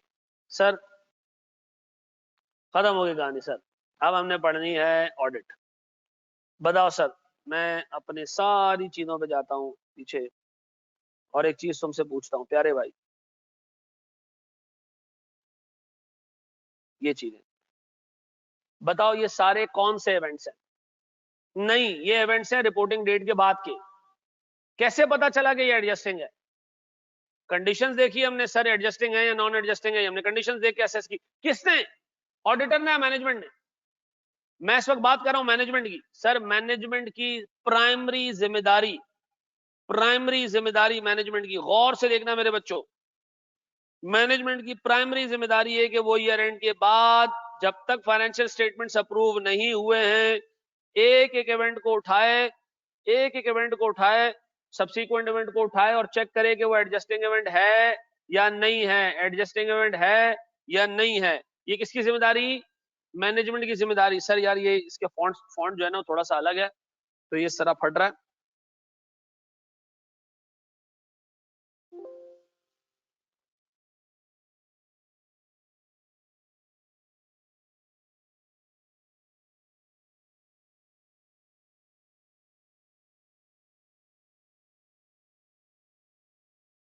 ऐसा है सर, जिम्मेदारी किसकी?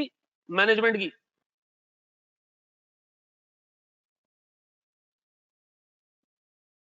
दो जिम्मेदारियां। पहली जिम्मेदारी, identify subsequent events after the reporting period that are either adjustable और डिस्क्लोजेबल। ये जिम्मेदारी किसकी? पहली जिम्मेदारी क्या मैनेजमेंट की? सर उसने सारे सब्सिक्वेंट इवेंट्स खुद ढूंढने, जिनकी एडजस्टमेंट करनी है वो भी ढूंढने, और जिनको डिस्क्लोज करना है वो भी ढूंढने। दूसरी जिम्मेदारी क्या होनी चाहिए बताओ, खुद सोचो क्या होनी चाहिए दूसरी जिम्मेदारी? नहीं नहीं, एक बहुत बड़ी जिम्मेदारी है सर। नहीं, मैनेजमेंट की जिम्मेदारी क्या है सर? इंटरनल कंट्रोल्स लगाना। Sir establish the internal controls जो सब्सिक्वेंट इवेंट आइडेंटिफाई करने में हेल्प करेंगे हमें। सर इंटरनल कंट्रोल का मतलब क्या? सर जैसे सेल्स रिटर्न आती हैं, सर हम उठा के चेक करते हैं कि सेल्स रिटर्न क्यों आई है। सेल्स रिटर्न आई है स्टॉक खराब होने की वजह से। सर ये स्टॉक खराब होना जो है वो क्या इंडिकेट कर रहा है? कब स्टॉक खराब हुआ है? ईयर एंड से पहले खराब हुआ है। सर हमने इसके कंट्रोल्स रखे होते हैं। जैसे ही सेल्स रिटर्न आता है हम उसकी स्टॉक की इंस्पेक्शन करते हैं। इंस्पेक्शन करना कंट्रोल है, मैनेजमेंट करती है, और चेक करती है कि जनाब ये जो लॉस है किसकी वजह से है, पुराना लॉस है नया लॉस है। तो सर मैनेजमेंट के जिम्मे दो काम। पहला काम सर उसने सब्सिक्वेंट इवेंट्स आइडेंटिफाई करने हैं, कोशिश करनी है, स्टेप्स करने हैं सर, जिम्मेदारी उसकी है। और इस जिम्मेदारी को पूरा करने के लिए वो क्या करेगा? इंटरनल कंट्रोल्स लगाएगा। ऐसा है मेरे बच्चों, ऐसा है, ये याद रहेगा, ये याद रहेगा भैया। अब बताओ प्यारा भाई, हमारे पास दूसरा ऑडिटर की क्या जिम्मेदारी है? डंडा, छोटी छोटी गोलियां। सर गौर से सुनिएगा दोस्त, अब सुनना बेटा, बहुत सारी गेम इस एक स्लाइड में। ये पूरा standard is in this one slide, ठीक है? जो ऑडिट का हिसाब किताब है इस एक स्लाइड में। मुझे बताएं सर, ऑडिटर की जिम्मेदारी क्या? ऑडिट रिपोर्ट देना, ओपिनियन देना, रीजनेबल एश्योरेंस देना। रीजनेबल एश्योरेंस किस में देता है वो? ऑडिट रिपोर्ट में देता है वो। इसका मतलब है ऑडिट रिपोर्ट तक उसकी जिम्मेदारी है। तो सर मैनेजमेंट अगर आंखें खोल के बैठी है ना, ऑडिटर भी आंखें खोल के बैठा होता है, वो भी ढूंढ रहा होता है कि ये इवेंट एडजस्टिंग है, नॉन एडजस्टिंग है, एडजस्टिंग है, नॉन एडजस्टिंग है। एक्टिवली काम करता है। क्या करता है वो? एक्टिवली काम करता है सर, याद रखिएगा। Auditor active audit procedures perform करता है। ऑडिट प्रोसीजर स्पेसिफिकली किस काम के लिए? स्पेसिफिकली किस काम के लिए सर? किस काम के लिए ऑडिट प्रोसीजर्स? सर ताकि वो क्या आइडेंटिफाई कर सके? सब्सिक्वेंट इवेंट आइडेंटिफाई कर सके। मैं फिर रिपीट कर दूं, मैनेजमेंट की जिम्मेदारी भी सब्सिक्वेंट इवेंट ढूंढने की है, ऑडिटर भी सब्सिक्वेंट इवेंट ढूंढता है ताकि उसको क्या किया जा सके? एडजस्ट किया जाए या डिस्क्लोज किया जाए। लेकिन जैसे ही ऑडिट रिपोर्ट दे देता है, अपना बोरिया बिस्तरा उठा के वहां से चला जाता है। ऐसा है, फिर उसकी कोई जिम्मेदारी नहीं है फर्दर ऑडिट प्रोसीजर्स करने की। तो बताओ ऑडिटर की जिम्मेदारी कहां खत्म हो रही है? जब ऑडिट रिपोर्ट दे दे। अब ऑडिट रिपोर्ट दे के चला गया सर, वो पीछे तो उसको पता चलता है जी कि ऑडिट रिपोर्ट में गलती है, एक सब्सिक्वेंट इवेंट हुआ था, हम मिस कर गए। अब बताओ सुनो, ऑडिटर को फोन जाता है कि हमने एक सब्सिक्वेंट इवेंट मिस कर दिया है। अब बताओ सर, क्या ऑडिटर को हम पकड़ सकते हैं, गालियां दें हैं? एडजस्टिंग होना चाहिए, नॉन एडजस्टिंग होना चाहिए, लेकिन है वो सब्सिक्वेंट इवेंट, ठीक है जी। देखो एडजस्टिंग होगा तो हम उसको वो करेंगे, एडजस्ट करेंगे। नॉन एडजस्टिंग होगा तो भी हमारे लिए वो रेलेवेंट है। क्यों? डिस्क्लोज करना है। फाइनेंशियल स्टेटमेंट्स अप्रूव होने से पहले जितने भी इवेंट्स हैं सब रेलेवेंट है। आइदर वो एडजस्टिंग है और नहीं है तो सर डिस्क्लोज करना है अगर वो मटेरियल है, ठीक है जी। अब बताओ सर, सर याद रखिएगा फाइनेंशियल स्टेटमेंट्स अभी ना थोड़े टाइम में पब्लिक को इशू होंगे, प्रिंटिंग होने के बाद पब्लिक को इशू होंगे। सर इससे पहले हमें एक चीज पता चल गई, अब बताओ अभी तक पब्लिक को पता चला है? पब्लिक को पता नहीं चला है। तो ऑडिटर को क्या करना चाहिए? जब ऑडिटर को पता चल चुका है कि गलती है ना, तो उसको रिस्पॉन्ड करना है। क्या करना है? रिस्पॉन्ड करना है। गौर से देखो, यहां लिखा हुआ है वर्ड इवेंट, यहां लिखा हुआ है वर्ड फैक्ट, दोनों में फर्क है। और हजाम इन दोनों का फर्क भूल जाते हैं। हजाम आप समझ सकते हो मैं किनको बोल रहा हूँ, ठीक है जी। मुझे एक बात बताओ सर, इधर एक इवेंट हो, ये ऑडिटर की जिम्मेदारी है पकड़ना। गौर से सुनना, इस जगह पे कोई इवेंट नहीं हुआ, हमें पता चला कि एक इवेंट यहां हुआ था वो हमने मिस कर दिया है। एक इवेंट यहां हुआ था वो हमने मिस कर दिया, देखा ही नहीं, भूल गए। वो ये नहीं कह रहा कि ऑडिट रिपोर्ट के बाद कोई इवेंट हुआ हो जो हमारे लिए रेलेवेंट है। ऑडिट रिपोर्ट के बाद एक फैक्ट पता चला है कि एक इवेंट हुआ था जो मैंने मिस कर दिया। गौर से देखना, याद रखना इस चीज को, बहुत बारीक बात है सर। और लोग कहते हैं यार ऑडिट रिपोर्ट के बाद इवेंट, इवेंट नहीं, क्या चीज, फैक्ट। ये स्टैंडर्ड की वर्डिंग्स हैं। एक फैक्ट पता चला कि ईयर एंड, ये ऑडिट रिपोर्ट से पहले एक इवेंट हुआ था which either was an adjusting event or a material non-adjusting event which should have been disclosed in the financial statements. The auditors and the company missed it. The auditors also missed it. अब order ये कह के छोड़ दे कि मेरी जिम्मेदारी तो यहां तक थी, मैं मट्टी पाता हूं, नहीं सर। ऑर्डर को क्या करना है, रिस्पॉन्ड करना है। क्या करना है, रिस्पॉन्ड कैसे करेगा वो हम सीखेंगे, वो भी हम सीखेंगे। तो बताओ सर, ऑडिटर ने ये खुद ढूंढा इवेंट, एक्टिवली काम किया है, ये इवेंट ढूंढने में ऑडिटर ने कुछ किया नहीं।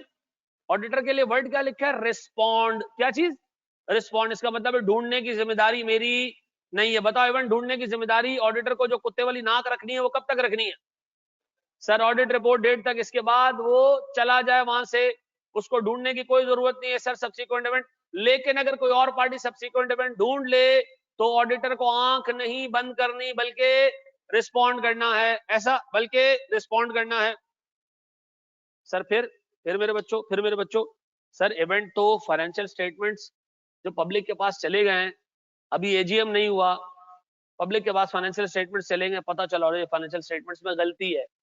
एक फैक्ट अभी पता चला, क्या पता चला, फैक्ट अभी पता चला कि एक इवेंट हुआ था यहां पर जो हम मिस कर गए। यहां भी क्या पता चल रहा है हमें, फैक्ट पता चल रहा है कि एक इवेंट मिस हुआ है, एक इवेंट मिस हुआ है। अल्लाह के वास्ते, मार्केट में ऐसे भी लोग हैं जो बच्चे को कहते हैं इधर आग लग गई, ऑडिटर को क्या करना चाहिए, रिस्पॉन्ड करना चाहिए। और नहीं भाई नहीं, आग लगना रेलेवेंट नहीं है। यहां पर एक फैक्ट पता चले, इधर एक फैक्ट पता चले, इधर एक फैक्ट पता चले कि क्या मिस किया था तुमने। यहां पर एक इवेंट मिस किया था, अल्लाह की कसम मैंने लोगों को कहते हुए सुना है कि ऑडिट रिपोर्ट चली गई, उसके बाद आग लग गई, ऑडिटर को कहा गया कि रिपोर्ट चेंज करो। नहीं भाई, किसने बोल दिया,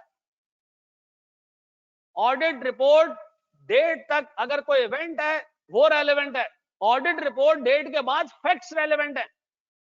किस चीज के फैक्ट, कि एक इवेंट था, एडजस्टिंग इवेंट था या नॉन एडजस्टिंग इवेंट था, इवेंट आफ्टर रिपोर्टिंग डेट था, वो रेलेवेंट था।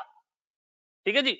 अब बताएं सर, यहां पर भी ऑडिटर की क्या जिम्मेदारी है सर, पैसिव रिस्पॉन्सिबिलिटी। अगर पता चले तो रिस्पॉन्ड करना है। रिस्पॉन्ड कैसे करना है ये हमने सीखना है। मुझे बताओ, इन दो फेजेस में आपको नहीं लगता ऑडिटर की आइडेंटिकल जिम्मेदारी है, ऑडिटर की क्या है, आइडेंटिकल जिम्मेदारी, ऐसा। तो मुझे एक बात बताओ, ऑडिटर को एक्टिवली कब काम करना है सर, ऑडिट रिपोर्ट डेट तक, ऐसा है। उसके बाद सर पैसिव रिस्पॉन्सिबिलिटी। मैंने अल्लाह की कसम एक ये भी कहते हुए लोगों को सुना है कि ऑडिट रिपोर्ट साइन हो गई थी, उसके बाद प्लेन गिर गया पीआईए का, और प्लेन गिरने की वजह से जो है वो उनको फाइनेंशियल स्टेटमेंट चेंज करना पड़े। इन्ना लिल्लाहि व इन्ना इलैहि राजिऊन, इन्ना लिल्लाहि व इन्ना इलैहि राजिऊन। जी sir, after the report should only respond to the facts. बिल्कुल सही, ऐसा है बेटा, ये याद रहेगा। बढ़े हम एक स्टेप आगे, बढ़ जाए, बढ़े, इसको कॉपी करना है सर तरीके से। अब बताओ मेरे प्यारे बच्चों सर, मैं इसको 3 फेजेस में डिवाइड कर दूं, 3 फेजेस में डिवाइड कर दूं। पहला फेज एक्टिव रिस्पॉन्सिबिलिटी, दूसरा फेज पैसिव रिस्पॉन्सिबिलिटी। दूसरे और तीसरे फेज में फर्क क्या है सर? पहले दूसरे फेज में फाइनेंशियल स्टेटमेंट्स अवाम के पास नहीं गए, मैनेजमेंट तक रुके हुए, ठीक है जी। और अगर आपने गलत रिपोर्ट दे दी है और आपको पता चल गया कि मामला चेंज है, सिर्फ आपने मैनेजमेंट से लड़ाई करनी है। लेकिन तीसरे फेज में पब्लिक को सब पता है, जो गलती हुई पब्लिक तक जा चुकी है। अब आपने सिर्फ मैनेजमेंट से लड़ाई नहीं करनी है, पब्लिक रिलायंस प्लेस ना करे इन फाइनेंशियल स्टेटमेंट्स पे, ये भी आपको देखना है, ठीक है जी। ऐसा है मेरे बच्चों, हम बड़े एक स्टेप आगे अभी देखते हैं, बिल्कुल रिवाइज जी मेरे बच्चों, बढ़ जाए एक स्टेप। पहले हम देख रहे हैं एक्टिव रिस्पॉन्सिबिलिटी। एक्टिव रिस्पॉन्सिबिलिटी मेरे प्यारे बच्चों, एक्टिव रिस्पॉन्सिबिलिटी है सर, ऑडिटर के जिम्मे 2 काम हैं फेज 1 में, 2 काम हैं फेज 1 में। पहला काम पहला काम ढूंढो सबसीक्वेंट इवेंट्स को, पहला काम ढूंढो सबसीक्वेंट इवेंट्स को। इसको मैं कहूंगा टाइप 1 प्रोसीजर्स, जो सबसीक्वेंट इवेंट ढूंढने के हैं। टाइप 1 प्रोसीजर्स का मतलब है सबसीक्वेंट इवेंट ढूंढो ढूंढो, ठीक है जी। क्या इवेंट्स हैं, क्या प्रोसीजर है, वो भी हम सीख रहे हैं। टाइप 2 प्रोसीजर्स, जब सबसीक्वेंट इवेंट पता चल जाए, मिल जाए, फिर क्या करना है सर, उसको सही रिपोर्ट करवाना है, सही अकाउंट फॉर करवाना है, सही डिस्क्लोज करवाना है। इस पे हम सब्सटेंटिव प्रोसीजर्स करेंगे। कौन से प्रोसीजर्स करेंगे हमजा, कौन से प्रोसीजर्स करेंगे? सब्सटेंटिव प्रोसीजर्स क्या है? जैसे हमें पता चला कि बेड डेट्स आ गया सर, एडजस्टिंग इवेंट है, क्या करेंगे हम? तो बेड डेट्स के प्रोसीजर्स में आकाश ने करवाए में सर। पता चला जनाब हमारे पास स्टॉक एनआरबी जो है, एनआरबी का एडजस्टमेंट है, एनआरबी का एडजस्टमेंट ढूंढना टाइप 1 है। एनआरबी के एडजस्टमेंट पता चल गई, उसको फाइनेंशियल स्टेटमेंट में डिस्क्लोज करने के बाद ऑडिट प्रोसीजर्स करना, वो टाइप 2 प्रोसीजर्स हैं। मुझे बता इसमें सब्सटेंटिव प्रोसीजर्स कौन से? टाइप 2 प्रोसीजर्स, ऐसा टाइप 2 प्रोसीजर्स ये कौन से हैं? Substantive procedures. ऐसा टाइप 1 प्रोसीजर्स किस चीज के हैं? पहले फेज में सर, पहला फेज कब से कब तक का है? ऑडिट रिपोर्ट तक का है, ईयर एंड के बाद से। सर ऑडिटर के दो जिम्मे, दो काम, एक तो ढूंढो ऐसे इवेंट को, ढूंढने के बाद आपने क्या करना है सर, ढूंढने के बाद आपने क्या करना है, इसको सर सब्सीक्वेंट जो सब्सटेंटिव प्रोसीजर्स हैं वो अप्लाई करने, ताकि प्रॉपर्ली अकाउंट फॉर और डिस्क्लोज और अकाउंट हो सके सर, क्या नाम अपना, इसकी अकाउंटिंग प्रॉपर हो सके, इसका डिस्क्लोजर प्रॉपर हो सके। डन। अच्छा जी, अब बताएं सर मेरे पास फेज 1 के प्रोसीजर्स कौन कौन से, टाइप 1 प्रोसीजर्स कौन कौन से sir? Type 1 procedures,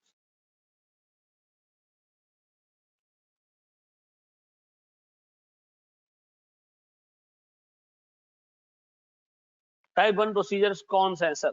type 1 procedures का मतलब ढूंढो सब्सीक्वेंट इवेंट, ढूंढो ढूंढो ढूंढो। कैसे ढूंढे? सबसे पहला तरीका सर, आप जाएं जरा मैनेजमेंट का ना इंटरनल कंट्रोल समझें पूरा, कि मैनेजमेंट किस तरीके से सब्सीक्वेंट इवेंट आइडेंटिफाई करती है, क्या क्या इंटरनल कंट्रोल लगे हुए, ठीक है जी। इंटर कंट्रोल्स क्या क्या लगे हुए, जाके सीखें, पहले समझें उसको, ठीक है जी। मुझे एक बात बताएं सर, अंडरस्टैंडिंग करने के बाद मैं मैनेजमेंट के साथ बैठूंगा, इंक्वायरी करूंगा उससे कि मैनेजमेंट, क्या आपको कोई सब्सीक्वेंट इवेंट पता चला, क्या आपको कोई सब्सीक्वेंट इवेंट मिला? मैं तो अभी अभी काम शुरू कर रहा हूं, आप तो पूरे साल जो है वो काम देखते हुए आ रहे हैं, 31 दिसंबर के बाद से भी आप देखते हुए आ रहे हैं। आपकी फाइनेंशियल स्टेटमेंट्स में जिम्मेदारी है कि आप सब्सीक्वेंट इवेंट ढूंढो। क्या आपको कोई सब्सीक्वेंट इवेंट मिला? मुझे बताओ, क्या मैनेजमेंट इसका जवाब देने की मजाज है? इसका जवाब लाजमी है मैनेजमेंट के ऊपर, लाजिम है। हाँ सर, क्योंकि मैनेजमेंट की जिम्मेदारी क्या है कि वो सारी चीजें ऑडिटर से क्या करेगा, डिस्कस करेगा, बताएगा उसको सर। तो सर हमने पहला स्टेप क्या किया, इंटरनल कंट्रोल्स रीड किए कि भाई ये खुद कैसे आइडेंटिफाई करते हैं जिम्मेदारी, ताकि हमें भी आसानी रहे। दूसरा मैंने क्या किया सर, उनके साथ बैठ के डिस्कस किया कि यार आपने जो सब्सिक्वेंट इवेंट्स आइडेंटिफाई किए, बता दें कौन कौन से हैं, उनके एडजस्टमेंट बता दें, कर लिए, डिस्क्लोजर आप देख लें। तीसरा काम आपने क्या करना है सर, तीसरा काम आपने ये करना है कि सर और तो सुनो, ईयर एंड के बाद, ईयर एंड के बाद डायरेक्टर्स की मीटिंग्स हुई होंगी कुछ, जो फाइनेंशियल स्टेटमेंट्स अप्रूवल से पहले, ईयर एंड के बाद और फाइनेंशियल स्टेटमेंट्स अप्रूवल से पहले जितनी मीटिंग्स हुई हैं सबके मिनट्स उठा लो। क्या उठा लो? इससे क्या पता चलेगा कि ईयर एंड के बाद अगर कोई मेजर काम हुआ है तो सर वो उसमें डिस्कस जरूर हुआ होगा।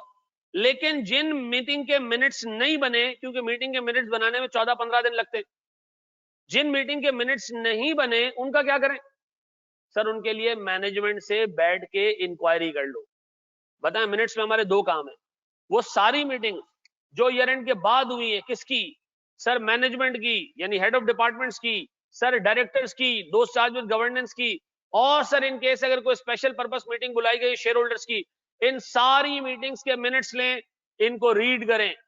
सर अगर मिनट्स नहीं बने, कोई मीटिंग हुई मिनट्स नहीं बने, तो क्या करें उसके लिए हम सर? इंक्वायरी करें, इंक्वायरी करें, मैनेजमेंट से पूछें भाई इस मीटिंग में क्या हुआ था, एजेंडा पेपर दे दो, मैं देखना चाहता हूं कि क्या बात हुई थी, आप बता दें क्या बात हुई। पहला स्टेप सर हमने क्या करना है, अंडरस्टैंड करना है किसको सर? इंटरनल कंट्रोल्स को। दूसरा स्टेप सर हमने मैनेजमेंट से पूछना है कि आपने जितने जितने भी सब्सिक्वेंट इवेंट पकड़े हैं, जिस तरह आपने हिसाब किताब किया वो हमें बता दें, ठीक है जी, हम उस पर काम कर लें। तीसरा सर मीटिंग के मिनट्स पढ़ने, किसकी मीटिंग के? मैनेजमेंट के, डायरेक्टर्स के, शेयर होल्डर्स के, जो ईयर एंड के बाद हुई हैं लेकिन फाइनेंशियल स्टेटमेंट्स अप्रूवल डेट से पहले हुई हैं, इन सब के मिनट्स पढ़ें। लेकिन अगर मिनट्स अवेलेबल नहीं है सर, जिस मीटिंग के मिनट्स अवेलेबल नहीं है, तो क्या करें सर? उसमें क्या करें सर? हम मैनेजमेंट से इंक्वायरी कर लें। ऐसा। मुझे एक बात बताओ सर, ऑडिट खत्म होते होते कितना टाइम हो चुका होता है? फाइनेंशियल स्टेटमेंट्स बनते बनते जनवरी का महीना चला जाएगा, फेब का महीना चला जाएगा, मार्च का भी ऑलमोस्ट आधा महीना चला जाएगा। आपको नहीं लगता कि सर कंपनी की मैनेजमेंट हर महीने अकाउंट्स बनाती होगी? बनाती है। फॉर्मल अकाउंट्स नहीं होते, लेकिन अकाउंट्स बनते जरूर है। यूबीएल पे हर महीने अकाउंट्स बनते थे, एचबीएल पे हर महीने अकाउंट्स बनते हैं, बड़े बैंकों पे हर महीने अकाउंट्स बनते हैं। तो सर हर महीने अकाउंट्स बनते हैं, तो सर अगर मैं ये काम कर लूं कि मैं जाके, कहां चला गया भाई, मैं जाके सर इंटरिम फाइनेंशियल स्टेटमेंट्स ले लूं, तो अगर मैं इंटरिम फाइनेंशियल स्टेटमेंट्स ले लूं तो फायदा है इसका कुछ?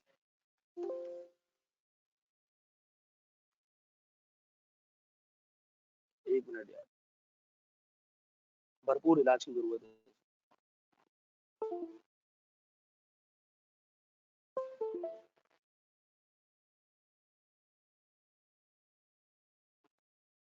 वो कहां गया?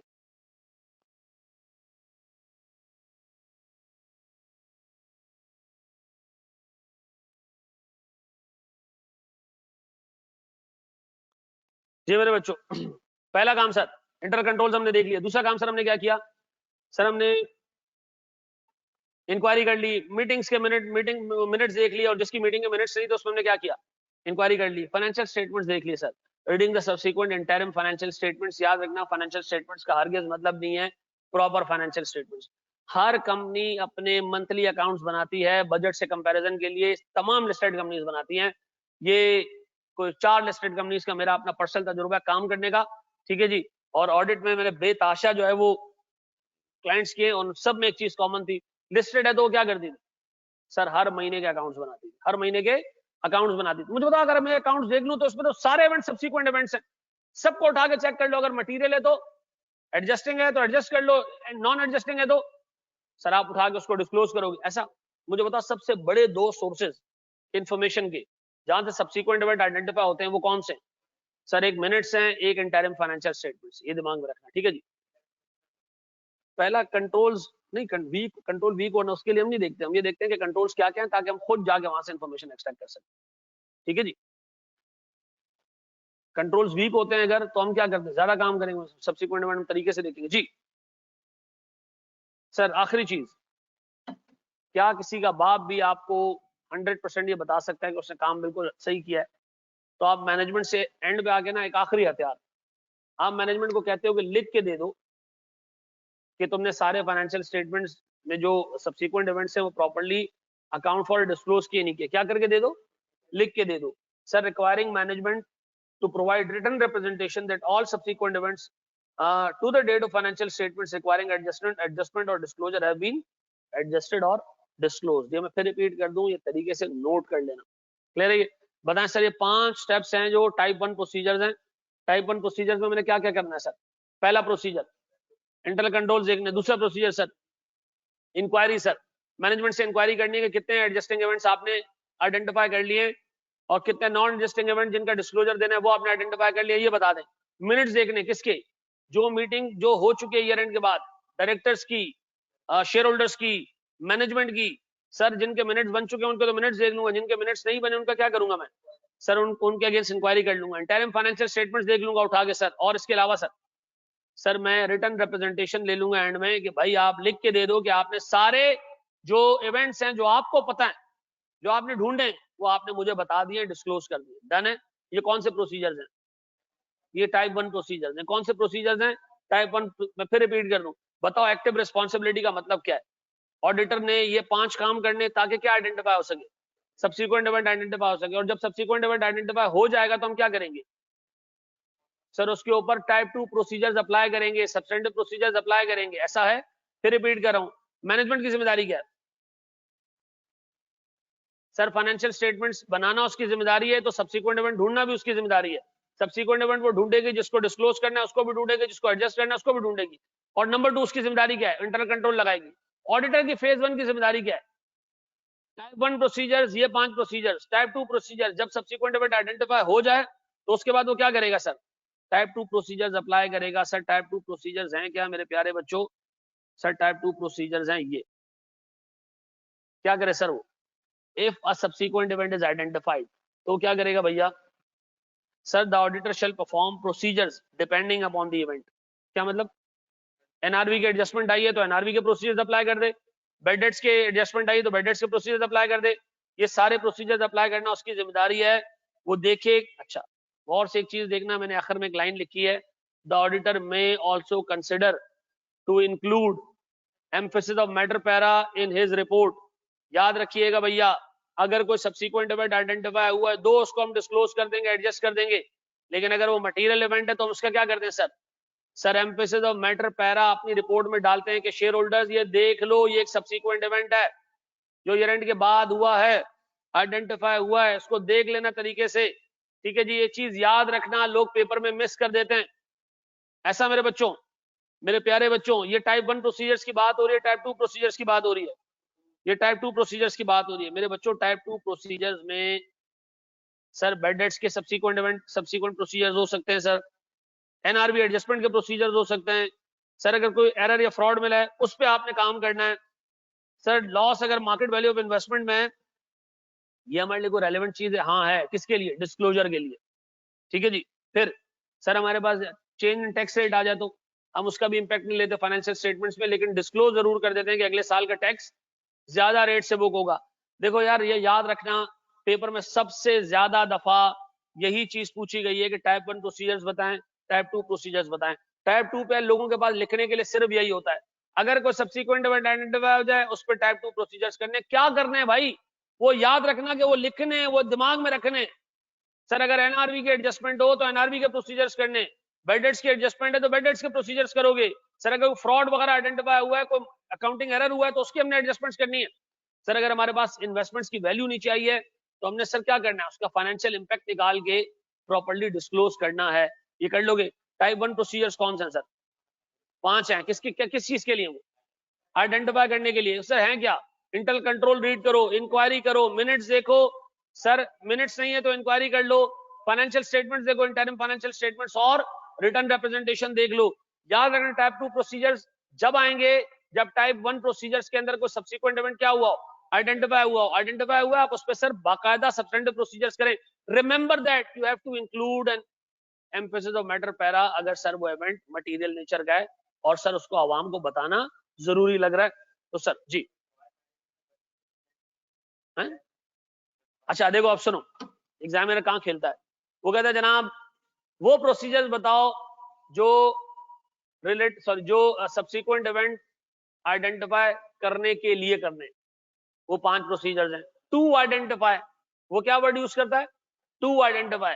और वो कहता है जनाब आप लिस्ट डाउन करें audit procedures on identifying subsequent event. On identifying ये वाले, टू आइडेंटिफाई वो वाला है। टू आइडेंटिफाई का मतलब आइडेंटिफाई करके देने के लिए बताओ क्या करूं। ऑन आइडेंटिफिकेशन के बाद हम क्या करेंगे? यार देखो मैं फिर बताऊं, इस पे लोग एक लाइन से ज्यादा नहीं लिख सकते हैं। मैं लोगों की ड्राफ्टिंग चेक की है पिछले बैच में, एक लाइन लिख देते हैं, when subsequent event is identified the auditor will perform appropriate audit procedures. क्या वहां 4-5 एग्जांपल्स दे देना नशइयों, और ये लिख देना कि सर अगर वो मटेरियल नेचर का इवेंट है, ठीक है जी, दो हमने उसको एडजस्ट कर दिया, लेकिन इसके बावजूद हम क्या करेंगे, एम्फेसिस ऑफ मैटर पैरा डालेंगे अपने रिपोर्ट के अंदर, ताकि हम ये आवाम को बता। एम्फेसिस ऑफ मैटर का मतलब क्या होता है? एक पर्टिकुलर मैटर पे हम शेयर होल्डर्स का ध्यान दिलवाना चाहते हैं। ये नहीं कि गलती है कोई, हम कहते हैं वो नोट पढ़ लेना, वो तुम्हारे लिए जरूरी है पढ़ना। रिपोर्ट मॉडिफाई होती है, ओपिनियन मॉडिफाई नहीं होता। ठीक है जी, एम्फेसिस ऑफ मैटर डालने से रिपोर्ट मॉडिफाई होती है, ओपिनियन मॉडिफाई नहीं होता। ठीक है। अच्छा सुनो सुनो सुनो, अगर सवाल में वो कहे जी एक सब्सिक्वेंट इवेंट आइडेंटिफाई हो गया है, बताएं ऑडिटर को क्या प्रोसीजर्स करने चाहिए। टाइप 1 मांग रहा है, टाइप 2 मांग रहा है? टाइप 2 मांग रहा है। टाइप 1 का मतलब है जो आइडेंटिफाई करने के लिए है वो टाइप 1 है। टाइप 2 कब करोगे? जब हो चुके हैं। ऐसा है, ये बात भेजे में बैठती है, ये कर लोगे। चले जी आगे बढ़े दोस्त। नहीं हमारे पास अभी पूरे 25 मिनट बाकी बस। अच्छा जी सर सुने दोस्त, बैठ जाओ बैठ जाओ बैठ जाओ बैठ जाओ बैठ जाओ मुल्ला। सर 4-5 चीजें जो मैं चाहूंगा हमारे जहन में रहे, क्योंकि आगे सवालों में हमारे काम आनी है। वो ये होता हमारे लिए सिर्फ रेलेवेंट पीरियड है 1 जनवरी से लेके 15 मार्च। ठीक है जी, ये पीरियड हमारे लिए रेलेवेंट है बस। ठीक है, फिर हमने इसमें पढ़ा जनाब हमारे पास ये 7 एडजस्टिंग इवेंट्स की एग्जांपल्स हैं जो तुम्हें याद होनी चाहिए ताकि आइडेंटिफाई करने में, सवाल पढ़ने में आसानी हो। मैं फिर एक बात बता दूंगा, सवाल पढ़ रहे होते हैं, हमारा पूरा ध्यान ये होता है हमने प्रोसीजर्स कौन से लिखने हैं, लेकिन ये पता ही नहीं होता कि एडजस्टिंग इवेंट है या नहीं है। ठीक है जी। फिर हमने सर कोर्ट केस को डिटेल में देखा। ठीक है जी। और इसमें सबसे इंपॉर्टेंट चीज क्या थी, इवेंट कब हुआ है। ठीक है जी। फिर हमने बेडेट्स देखा, बेडेट्स के अंदर इंपॉर्टेंट चीज क्या थी, चेन ऑफ इवेंट्स है, सिंगल इवेंट है। चेन ऑफ इवेंट्स है adjusting event, chain of events नहीं है, सिंगल इवेंट है। तो इवेंट देखो कब हुआ है, ईयर एंड से पहले हुआ है, ईयर एंड के बाद हुआ है सर। सर फिर मेरे बच्चों ये कॉपी करने की जरूरत नहीं थी, सिर्फ समझने के लिए था।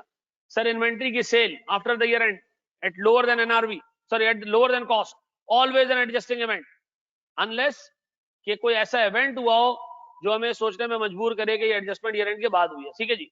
फॉरेक्स और जो इन्वेस्टमेंट्स हैं subsequent to the year end, उसकी वैल्यू में decline, always a non adjusting event. Management की 2 जिम्मेदारियां, सब्सिक्वेंट इवेंट ढूंढो और internal control identify, internal control setup करो, एस्टेब्लिश करो। ऑडिटर की सर जिम्मेदारी डिपेंड करती है कि हम मौजूद कहां पर हैं। ठीक है जी। अगर सर हम ईयर एंड के बाद से लेकर ऑडिट रिपोर्ट तक देखें, हमारी एक्टिव रिस्पॉन्सिबिलिटीज है। ईयर एंड के बाद, सॉरी ऑडिट रिपोर्ट के बाद और फाइनेंशियल स्टेटमेंट्स इशू होने के भी इवन बाद, सर हर केस में हमारी पैसिव रिस्पॉन्सिबिलिटी है। We will only respond, we will not initiate anything. ठीक है जी। अब बताएं सर, हमारे पास टाइप 1 प्रोसीजर जो फेज 1 में हमने करने, ढूंढो सब्सिक्वेंट इवेंट। अच्छा मुझे बताओ, टाइप 1 प्रोसीजर उसमें होंगे फेज 2 में हैं? टाइप 1 प्रोसीजर फेज 2 में होंगे? फेज 2 में हमारी एक्टिव जिम्मेदारी है, पैसिव जिम्मेदारी है? टाइप 1 के प्रोसीजर हैं किस चीज के, सब्सिक्वेंट इवेंट ढूंढने के ये फेज 2 में हो सकते हैं? कल हम देखेंगे सर फेज 2 में भी होते हैं। ठीक है जी, बिल्कुल होते हैं। जब आप घुस चुके हो, रिस्पॉन्ड कर रहे हो, तो फिर वो कहता है पूरा घुसो। फिर इसके अलावा भी नहीं, जब वो कह रहे हैं कि भाई तुम्हें एक चीज पता चल गई है, तो अब आप क्या करोगे, अपनी ऑडिट रिपोर्ट रिवाइज करोगे। ऑडिट रिपोर्ट रिवाइज इसलिए करोगे, फाइनेंशियल स्टेटमेंट्स रिवाइज हो रहे हैं, तो जब ऑडिट रिपोर्ट रिवाइज करोगे तो टाइप 1 प्रोसीजर्स कब तक करने होते हैं, तो ये हमने कल देखना है। ठीक है जी। टाइप 1 प्रोसीजर में 5 देखे बेटा, कल मैं बंबू करूंगा अगर ये याद नहीं हुआ। ठीक है जी, सही है जी, याद रहेगा मेरे बच्चों। टाइप 2 प्रोसीजर्स और खास तौर पे इसमें एम्फेसिस ऑफ मैटर पैरा याद रखना। कल मैं पूछूंगा बेटा टाइप 2 प्रोसीजर्स की कोई एग्जांपल दो, नहीं दी ना तो तंबू में बंबू आएगा 330 वाले। लेकिन सिर्फ ये बता देना एनआरवी की एडजस्टमेंट आती है तो एनआरवी से रिलेटेड प्रोसीजर्स होते हैं। अच्छा देखो, ये 3 वर्ड्स याद रखना, ये 3 वर्ड्स याद रखना। If a subsequent event is identified, auditor is responsible है कि उसको क्या करे वो, सर ना प्रोसीजर परफॉर्म करे कि वो appropriately account for adjusted and disclose, account for adjusted and disclose, ये याद रखना। ठीक है जी, ये वर्डिंग्स याद रहेंगी sir. Thank you very much यार। पहली क्लास उसामा, फिजिकल क्लासेस हो रही है, लोग आते हैं भाई, कुछ 6-7 लोग बैठे होते हैं हर रोज, जिसने आना आ जाए।